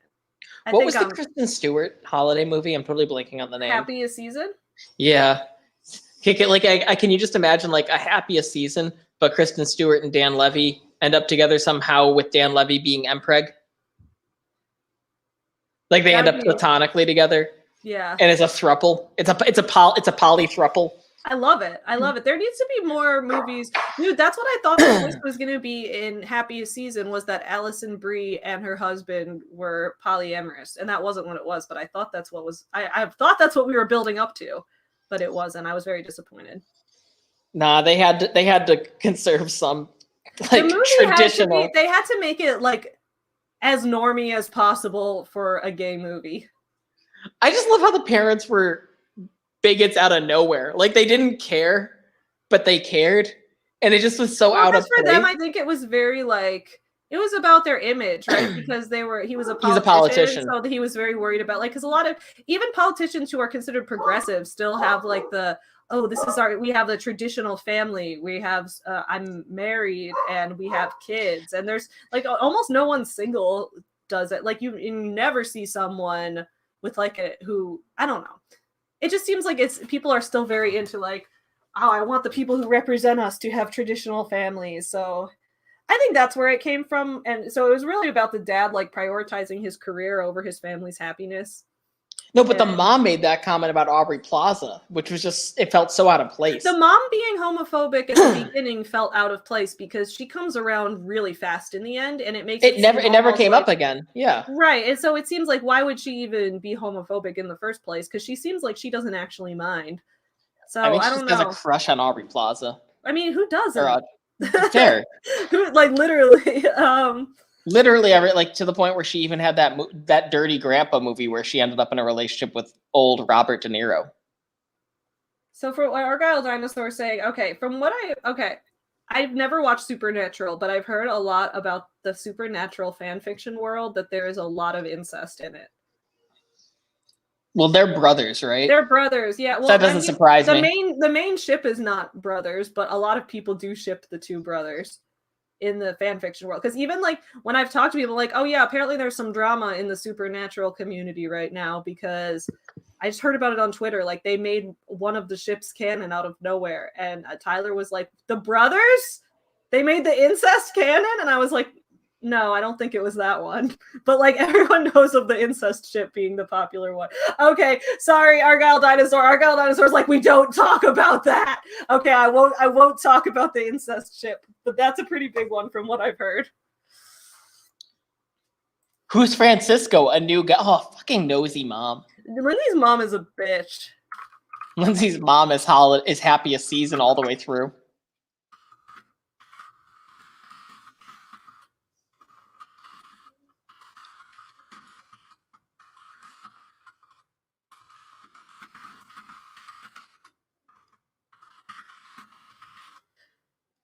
I'm leaving you some comments, and I'm like, you write this part. Oh, that's pretty much put all my all my comments are like add this, or like add a description or more setting descriptors, things like I'm not actually actively writing anything new. Argyle Dinosaur, I understand what, yeah.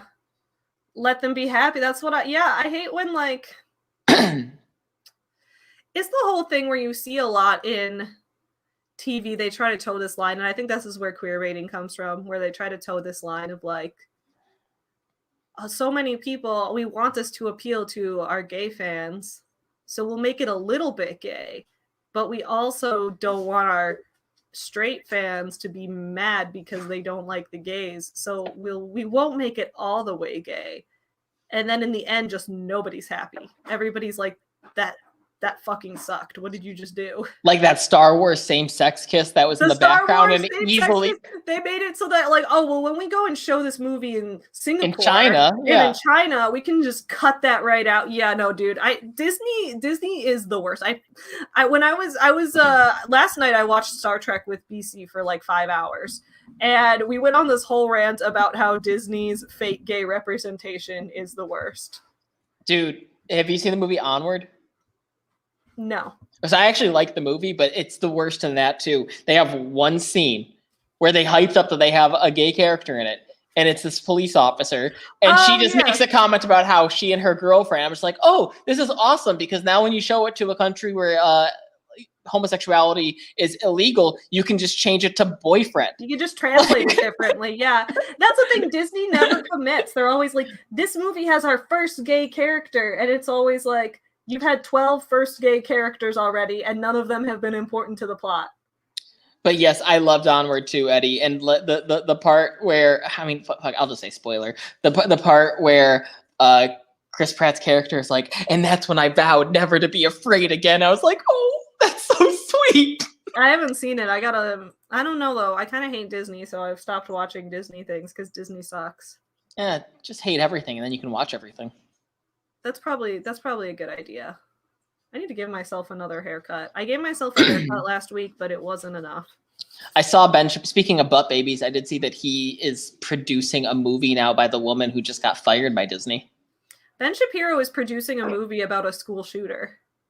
The fuck? Yeah, dude. Is the school shooter the hero in it? I don't think so. Is a teacher with a gun the hero in it? I think I need to hold on. I'm going to add to my video list. I need to make a video about Ben Shapiro's new movie, because I made the video where he was shit talking. All the Christmas movies have too many lesbians. Why can't I see any Christmas movies that don't have lesbians in them? It's just like name two. Name two, Ben Shapiro. You named one. And he's like, well, this movie, I hate it because this happened and this happened. And I didn't really watch the movie, but I know that. And it's like, well, you didn't watch the movie. And also the things you're saying didn't happen. So I still stand by that happiest season would have been her realizing that her significant other wasn't ready to be in a relationship. And then she dates Audrey Plaza. Oh, that would have been a way better ending. That's why there's so much good fan fiction. No. I'm gonna film a video maybe like early this week to add to this. Oh, and then I gotta finish reading this Ben Shapiro book so that I can review. I'm doing a video reviewing the Ben Shapiro book I read in high school. Reviewing Edgelord Savvy's favorite high school read. I didn't even think. I mean, I think I connected with parts of it back then because I was so edgy, but there were also like parts of it that I was like, this is kind of stupid, Ben. I didn't even know who he was at this point. Oh yeah, fun fact about Ben Shapiro's voice, guys. For those of you who have not seen my video where I did a stop motion animated review, of Rachel Hollis's Rise conference, if you speed up Dave Hollis's voice to I think 1.5x, he sounds exactly like Dave Shapiro. No, Ben Shapiro, not I don't know who Dave Shapiro is. Yeah, Dave Hollis and Ben Shapiro. Yeah, so you mash them together. But I want to make some kind of like YouTube poop kind of video with it where we'll get a picture of Ben Shapiro's face and just be like, being like, I want to have more sex with Rachel Hollis. If I want to have more sex with Rachel Hollis, then these are the things I need to do. And I think it would be fun.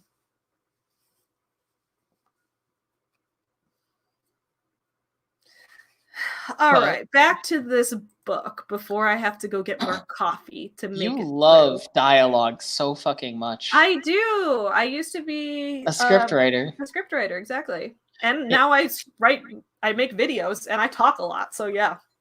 Yeah, no, it's all good. I mean, you write really good dialogue. I'm just making a note. Dave Shapiro is the butt baby. Ben Shapiro gave birth to Dave Shapiro out of his butt.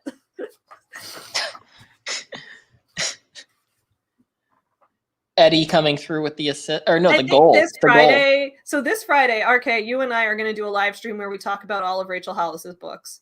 Yeah. But I might also, on top of that, premiere a video about Ben Shapiro's new movie production company.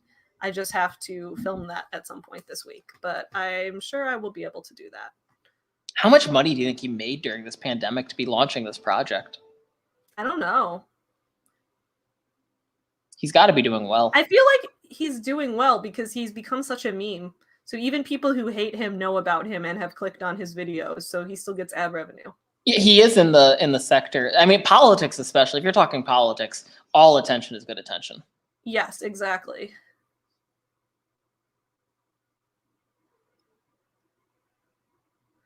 All right. So Rick tried his face behind. I think you meant tried to hide his face. No, he just hid his face in a rock. Rick tried his face. Rick tried to hide his face behind his hand, but his grandpa grabbed him by his other wrist. But despite how demanding you were, I kept my promise. Something changed in his grandpa's face. The harsh laugh lines looked born from cackles, and behind his brown eyes, he could feel the red eyes of the Terminator. Dude, this book has so many great lines. I love this. Dude, it's amazing the lines you get when you go, don't give a fuck. The more he tried to pull his wrist away, the tighter his grandpa's grip got. This is just getting abusive. Well, grandpa's an abusive asshole, dude. Yeah, and Sven introduces him to marijuana, and this book is going to make people very angry because the theme is marijuana cures abuse. That should not be the theme. That should not be the theme. That's an awful theme. What? You made that the theme? I thought the theme of this book was if your basement doesn't flood or have moisture, then you can store things there. Look, the theme is 10x with cocaine. We need to 10x this book. Dude, Mike Tyson is fascinating. I was listening to his podcast, and he was talking about how changing the drugs he took changed the person he became, and he was like, cocaine is a prideful drug. It makes you feel, it fills you with pride, and it makes you a bad person, and it like you can become very aggressive. Like he just is describing all these like negative things that associate with it, and then he's like, but these psychedelics, they expand your mind, and they make you they're a humbling drug. And so he's just talking about there's like prideful drugs and humbling drugs. And Mike Tyson's podcast it's becoming one of my favorites. Dude, I'm almost done with this chapter. I have only this much left. We can finish this. Yeah, we can finish these chapters, and we probably won't finish anything else. Oh no, we will. It's now an all-day stream, y'all. So just come and go. Lindsay felt her muscles tensing up. She took a deep breath and let it out slowly. Oh no, It's one of those. Oh wait, no, it's not. It's not one of those. I thought it was she released a breast she didn't know she was holding. Okay, can I just say that line gets accident before. That line gets shit on all the time. I've read it in everyone's favorite author's books a lot. Although I have in real life released breaths I don't know I've been holding before. Argyle Dinosaur says that one of the most abusive people they know is a huge pothead and alcoholic. I'm sorry. It sounds awful.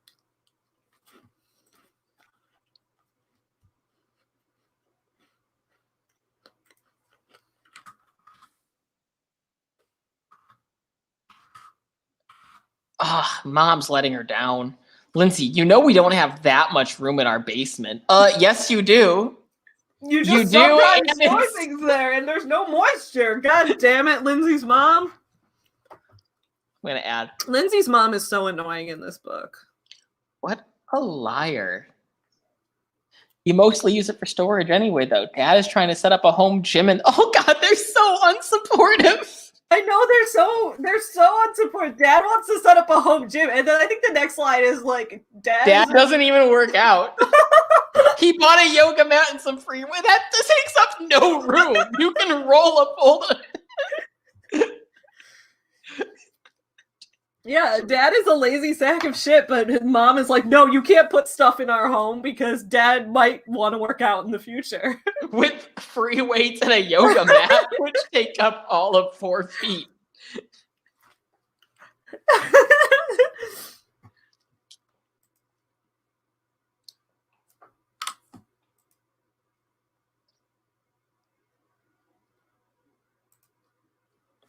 Another capital. This one's good because you said before that you capitalized because you don't italicize, but you capitalized and italicized.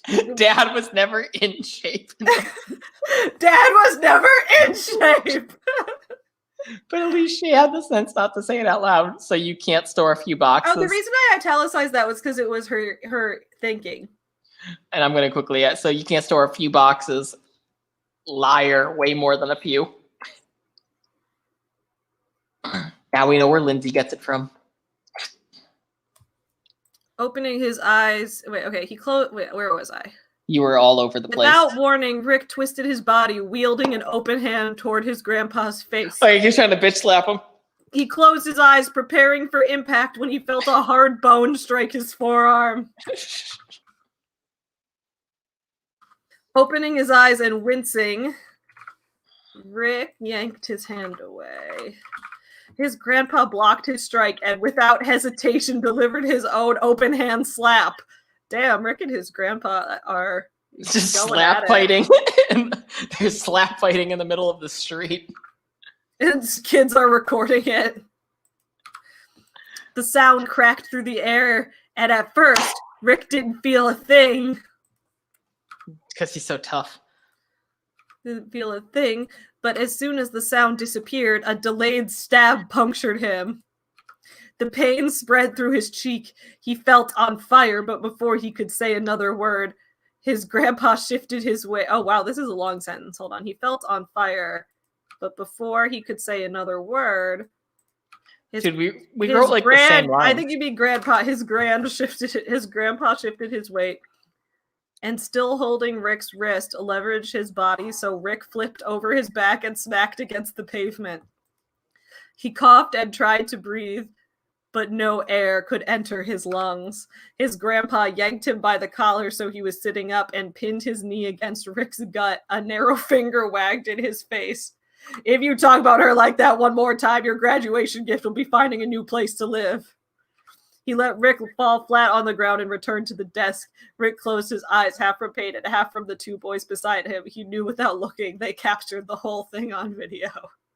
Poor Rick. Poor Rick. The guy just got beat up by his own grandpa, and now he's about to become a meme. He got wrecked by his grandpa, too. Like, not I even... love that we made that such a thing when it was just like, we were very intoxicated on one of our planning streams, and we're like, dude, what if Rick's grandpa beat him up? And we just laughed so hard at that we're like, yeah, let's make that a major plot point. All right, chapter 4 is edited. I'm gonna look at what you're doing in chapter 3. Well, the big thing right here is I can't believe what a dick Lindsay's mom is. We basically wrote the same dialogue. I don't think we'll be able to do that. No, Lindsay, if you think this art thing is your full-time job, then you're going to need to treat it like one. Full-time jobs don't require favors from your parents. Yeah, Rick and Lindsay both have such unsupportive families. They both have dreams and goals in their life, and their families are like, get a real job or we won't help you with anything because you suck. I think the theme of this book is a real job doesn't protect you from a pandemic. Yep. This giant handcart. Wow, Athena's the champ. Athena is a champ, but she's also kind of a bitch. I know people think I've become kind of a bitch, but it's only because I'm acting like a bitch.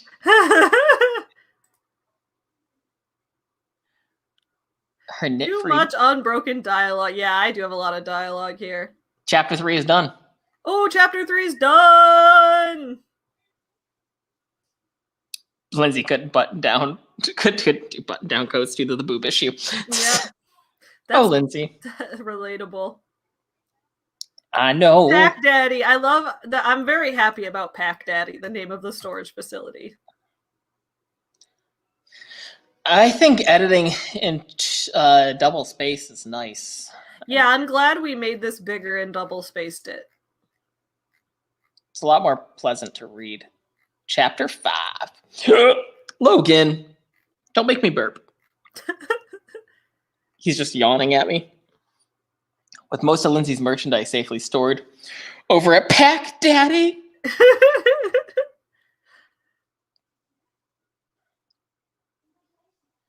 How frequent are these fucking conventions and art festivals? Lindsay's a champ. I mean, there's just a full-on conversation. I used to do them like all the time, yeah. Oh, Argyle and Eddie. Lindsay's naked at her desk, drawing new designs and listening to Shawn Boston music. Yeah, she loves that Shawn Boston.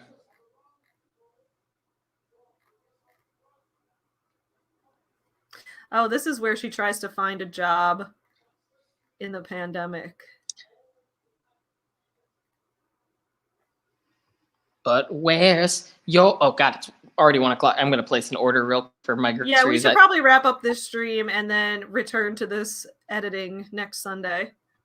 Yeah, I might stop by Wednesday, too, just like if... Yeah, we can even edit a little bit on our 8 a.m. streams this week. Why not? We're being productive. Why not take a crazy chance? I'm going to finish making the thumbnails for our streams, and then I'm going to send you the link for each day's stream. I'll send you the link for tomorrow's stream, and then I'll set up the rest of them later. I'm just placing an order for some groceries. That sounds wonderful. Oh, I am going to go. What are you going to do? What? Some Valentine's Day related, probably. Oh, that's cute. I don't know what, but we'll figure it out. You about to lose your job. Place order. Awesome. So here we go. Y'all, thank you so much for coming to the Cancel Shawn Boston editing stream this week. We will be here this time next Sunday editing more of this book.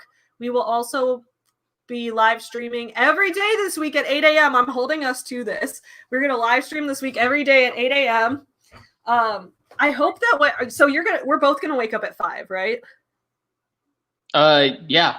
Because that's what we have to do. Okay. Will you start texting me as soon as you're awake? Sure. Sorry, I'm just placing this. Yeah, this sure. Order it's just real quick. Because like now we're good. If I'm trying to be awake at 5 and no one is talking to me, because like Tyler's not going to be awake, Chewy's going to be like too early, still sleeping human. So I'm just going to be all by myself. System. I need a support system. So you got to text me once we're awake tomorrow morning. Oh God, it starts tomorrow, Logan. It starts tomorrow, dude. It starts tomorrow. Yeah, it starts tomorrow. I'll take Chewy on a nice long walk in the morning. Hopefully, let's see how cold it's supposed to be tomorrow. Because I can take him on a nice long walk while I listen to the 10X Rule by Grant Cardone. Oh God, you're going to love that book. It's so helpful. It helps you with everything in life. You just have to 10X all of your solutions. Oh, tomorrow it's supposed to get up to 16 degrees. But not in the early morning. In the early morning when we're waking up, it's going to be 3 degrees. Oh, that's warm. That's warmer than it is right now for you. Well, I think it's increased a little bit. Oh, it's 5 degrees right now. It got a little sunny, so it's 5 degrees out right now. So I'm going to take Chewy on a long walk in the morning, listen to some audiobooks. Y'all, be on this channel at 8 a.m. every day this week where we're going to be streaming. Maybe we'll edit this book a little bit. Maybe we'll talk about business guru bullshit. It'll be a little bit of everything. We're both going to be feeling great because we'll have finished our workouts by that time. Yeah, I have to figure out what kind of workout I'm going to do. Maybe I'll do my physical therapy exercises for my back. That sounds like a good workout to do tomorrow. Do some yoga. Download the Downward Dog app. I love that app. I hate yoga, dude. My scoliosis is too bad for yoga. Okay, don't do yoga. I'm probably not going to do like a hard workout today because we work out tomorrow. I was going to do yoga. Yeah, I'm just going to just do my physical therapy back exercises. Then I'll start lifting weights maybe on Tuesday. Actually, let's go over what we have to do real quick before we go. Yeah, so guys, we're going to go over our next week of living like a business guru. So we're going to do Rachel Hollis this week. And then we're going to do Grant Cardone next week.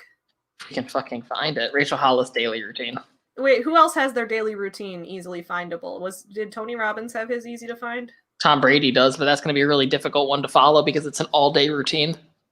We can try Tom Brady's routine the best we can. Yeah, he's not a self-help guru, but we can still try. He kind of is. He's been putting out self-help stuff. Yeah, 12x, TB12. Yeah, he upped Grant Cardone. You 10x, I 12x. Right, yeah, so we can live like him. I think a lot of oh wait, you shared your screen. There we go. So this is what we're going to be doing tomorrow. Starting tomorrow, 5 a.m., wake up, get my workout clothes on. I don't have workout clothes. I'm just going to work out in my pajamas. I hope that's okay with Rachel. Head to kitchen. 5:10, make coffee. Chug a big old glass of water. 5:20, grab my coffee. Wow, she really has it down. Like, this is so much like, okay, at 5, I wake up. At 5:10, I make coffee. At 5:20, I grab the handle of the coffee mug. She takes, dude, this is why you shouldn't do things when you're so tired, because it's taking her 10 minutes to make coffee and grab the mug. She hasn't even sipped it yet. She just grabbed it. She grabbed it and added cinnamon.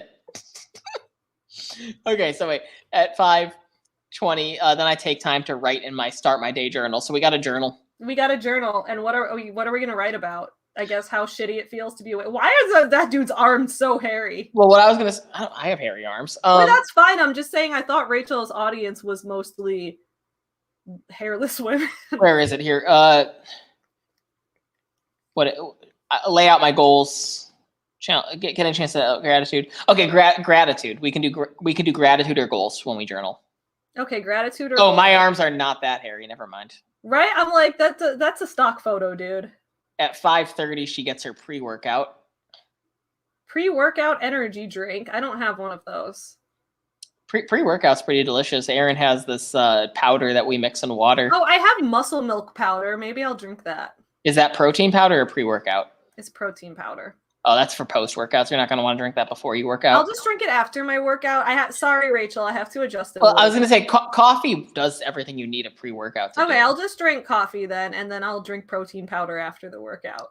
So at 5, God, it takes her forever to do everything. Wait, so she gets her... Hey, we're at 5:45 and we're just working out now. Okay, why did she have to wake up at 5? All of this takes like 3 minutes to do. I should just wake up at 5:45 if that's when the workout's actually starting. No, you're following this to the T. I have to take 10 minutes to grab the coffee mug. Yes. Then we have to work out for 45 minutes, so I'll probably do cardio and yoga. I'll do 20 I'll do like probably 30 minutes of yoga and 15 minutes of cardio. Okay, then at 6:35, we have to start getting the kids to school. So I'm going to take Logan out for a walk.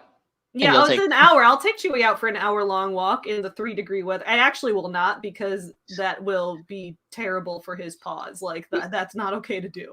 So I will take him for a walk, and then I'll play with him for the rest of the time. I was going to say, this could just be like chill time. Yeah. It's just like, why am I waking up at 5 when there's so much dead space in here?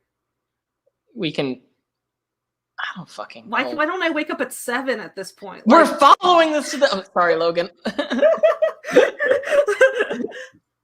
We're following this to the T, okay? Okay. I arrive at my house and get my infamous green smoothie ready. Oh God, I didn't get green smoothie shit. Maybe I have to order a green smoothie for Amazon grocery delivery. Hold on. What is in Rachel's green smoothie? I'm not going to make my own smoothie because that's going to take forever, and I also don't like using the food processor. So yeah, what's in? I got to add some shit for green smoothies real quick. I got green spinach. Smoothie. Is this going to give me diarrhea? Yes.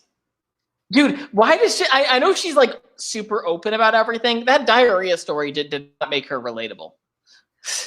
She was like, I had this green smoothie and I had to fart so much and I was just farting all day. And I had projectile diarrhea. And then I shot projectile diarrhea out of my ass. And I'm like, I'm proud of you for all of that, Rachel, but like, what did that story have to do with anything? And then she's like, so I use this story to relate to the process of healing after a big loss. And I'm like, a big loss of what? All the shit in your colon?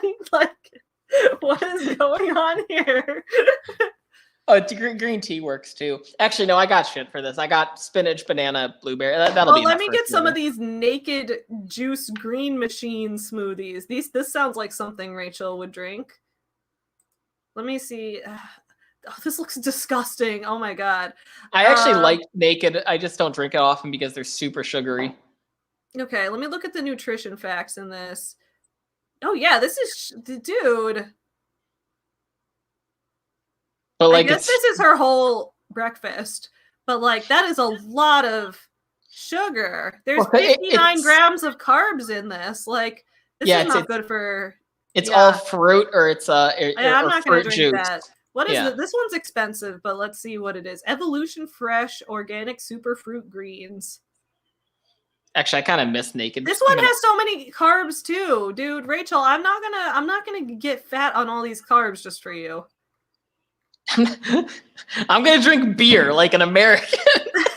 I'm gonna get fat drinking beer. No, I remember I liked the blue naked a lot. Like, maybe obviously, I need to get smoothie powder. Oh, I should get the powder and then mix it. Yes. Green smoothie powder. That's what I need. And then I'm just gonna mix it with water. Okay, so this is all so expensive. What we're gonna do is we're gonna. Well, I mean, do you have a blender or no? Yeah, but I don't know how to use it. Dude, you just put shit in it. Like, it's. And I can't. The problem is I can't reach it. Tyler stores it too high up in the kitchen, and I'm not gonna wake him up to get it down for me. Well, you don't have to wake him up. Just have him get it down before he goes to sleep. I guess that's true. Hold on, I want to look at this. Because I'm just doing water, spinach, banana, berries, and that's gonna be my morning smoothie. I think maybe I'll just mix it together in a cup with a spoon. That's disgusting. This is gonna be disgusting already. It's so no, it's not actually disgusting because you don't taste the greens. Like, spinach doesn't have that strong of a taste when you blend it. No, Rachel's smoothie is really gross. Like, I don't know if you've looked at what she actually puts in it. Like, there's no fruit in it. It's all just like kale ground up, and it's like really gross. Rachel Hollis, daily routine, boob job, weekly routine, green smoothie. Here we go, green smoothie. Green smoothie for beginners.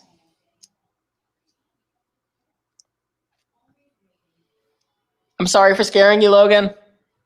I miss you. Oh my God. Then we're going to have so much fun recapping this on our stream. Oh, it's not fucking loading. Okay. Well, anyway, we're going to drink the green smoothie and then go live. We can drink the smoothie live just so everyone can get your reaction to it, because I'm sure that'll be great. Okay, wait. So how do I make this smoothie? Where's the directions? I want to know. I think this is great because you've made so many videos on her, and now you're gonna live in her shoes for a bit. Give it a try. So what are the directions for making this? Oh, mix 1 teaspoon in your favorite smoothie recipe. Okay, so I'm just gonna mix it in water. What's your favorite smoothie recipe? I don't make smoothies, so I'm just gonna mix it in water. It's so disgusting. It's gonna be so disgusting. It's just gonna be you're gonna puke. You're actually gonna puke. Yeah, I'm adding this to my grocery cart. Why would you just mix that with water? It's clearly supposed to be mixed with something that has taste. Because I don't want to make smoothies. I don't want to have to use the food processor because then I'm gonna have to clean out the food processor, and I don't like having to clean out things. That's why I don't cook very much, except for on live streams. Okay. Protein powder, So okay, Chia seeds. I've got my gross green smoothie powder. God, this does not sound like it tastes like anything. It's protein powder, chia seeds, avocado, almond butter. It's like a high fat spinach and almond milk. Oh, almond milk would go good with it. Oh, so should I get almond milk to mix with the super green powder? Oh, this isn't a Rachel Hollis smoothie. This is No, yeah, she's using someone else's recipe. I don't know. Should I get almond milk with it? I'm gonna get almond milk. At least then you'll have powder. Oh my god, it's gonna be so bad, guys. This is gonna be so bad. And I know that this is gonna be so that's gonna be our routine for this next week. Yeah, hold on. I'm putting these in my grocery cart order, and I'm gonna have to order these today. Is there anything else I need to put in my grocery cart order? Just get like bananas so you can at least blend it together. I don't like bananas, dude. Bananas are gross. Oh, so you've never had the 2-ingredient pancakes with bananas? It's egg and banana. You mix them together and you put them in a frying pan, and it tastes. That actually sounds pretty good. It's delicious. You mix egg and banana together, and you fry it like it's an egg, or you fry it like it's a pancake.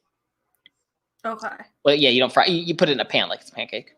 All right. So do we need? Oh, what is pre-workout? Maybe I'll drink pre-workout. What is pre-workout? Is it powder? Yeah, that you can just mix with water. I'll show you what we have. I mean, I'm mixing everything just with water, so.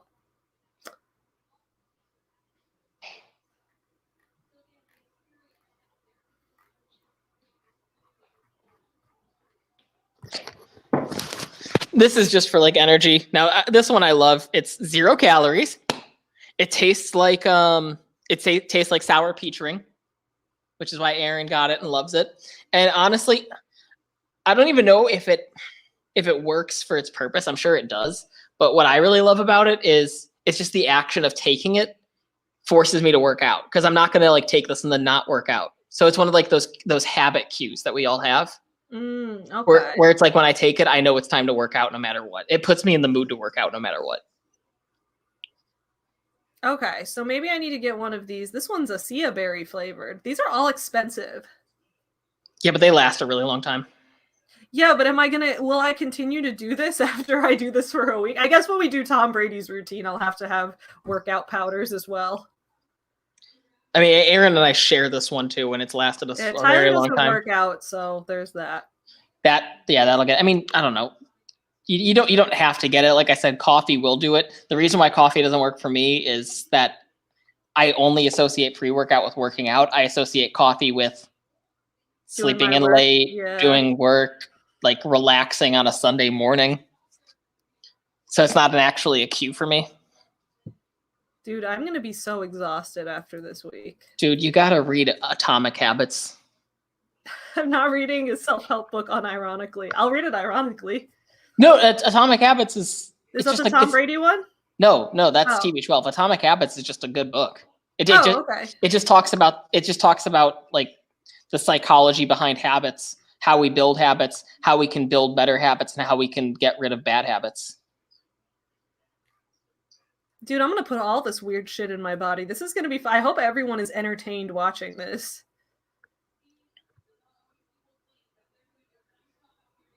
Yeah, I mean, we should also film like vlogs as we do these things, so then we can edit it together into a video when it's done. You can. I probably won't. That's fine. Maybe I won't then. But I like if I'm not filming it, like why am I doing it? You know, it's like thing like that. This is my life. It was a huge mistake and also great for views. I'll film if that's what motivates. It's self-help. It's in the self-help section, but I still swear by that book. I really like that book. I got it. I'm gonna get some pita chips and tzatziki because I want to fill out my grocery order a little more. I read it on a bunch of pita chips. I'm gonna get garlic and herb pita chips. Get some hummus. Sea salt pita chips. I'm proud of you, Savs. I'm proud of you too, bud.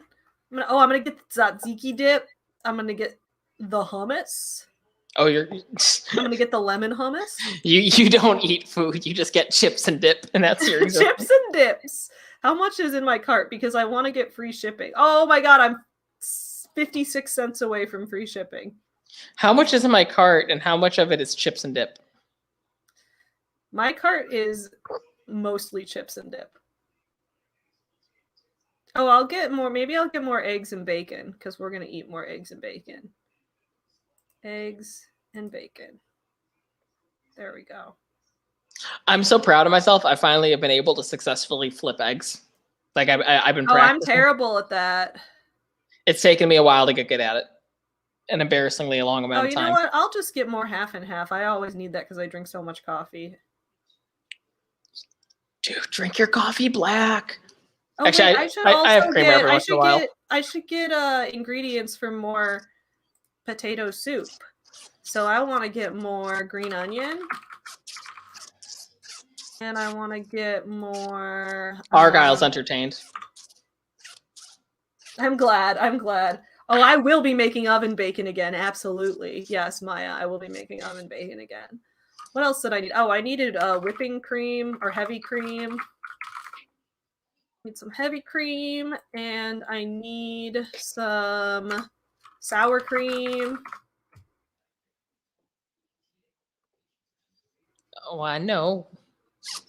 That all right, now my grocery cart is ready to go. I'm proud of you. You're a rock star.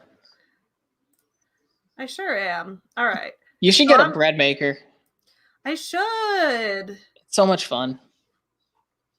And it's so easy. Right. And then you'll always have fresh bread. Gross ass protein powder, or no, greens powder and almond milk that I will be mixing together instead of using the blender.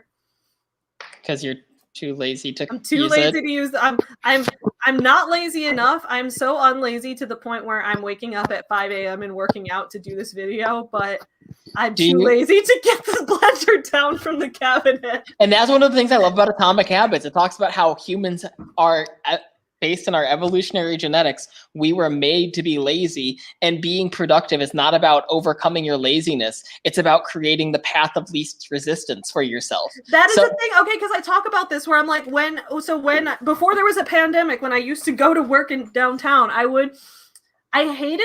just really hated the process of changing train lines.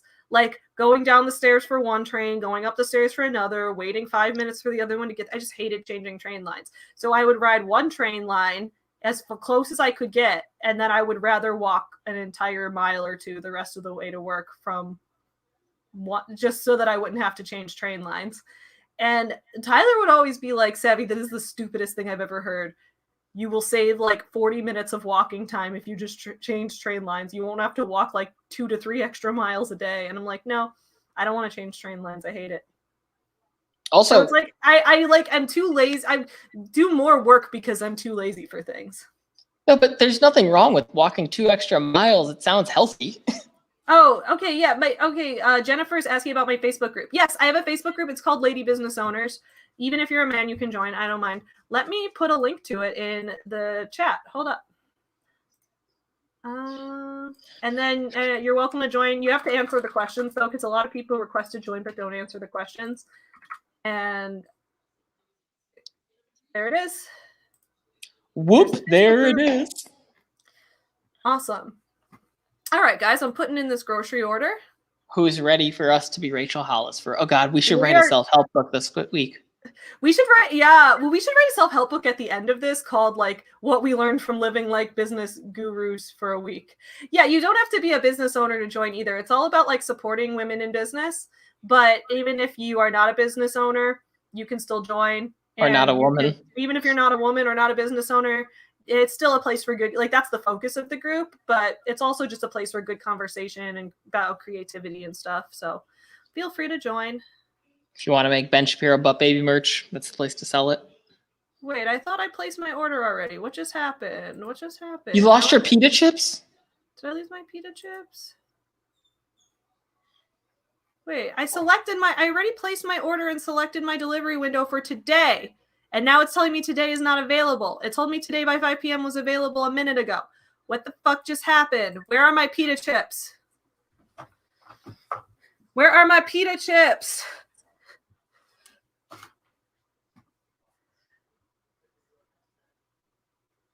I gotta make these thumbnails too. Yes. No, I want this delivered today. Because I need my protein powder today.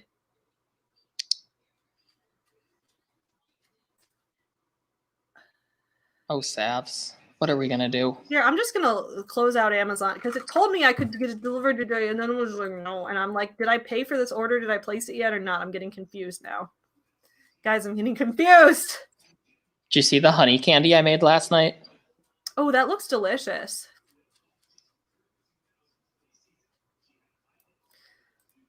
Okay, let's look at my business. This is what honey looks like when it boils. Check out with my cart. Continue. This is Logan asleep. Aw, puppy. I guess I can only get it delivered tomorrow. Maybe they're not delivering today for some reason.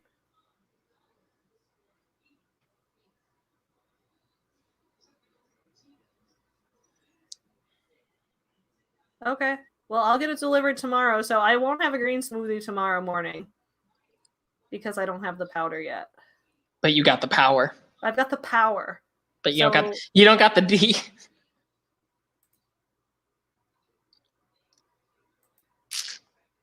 Okay, so this is all gonna get delivered tomorrow, and then I'm gonna have so many pita chips, dude.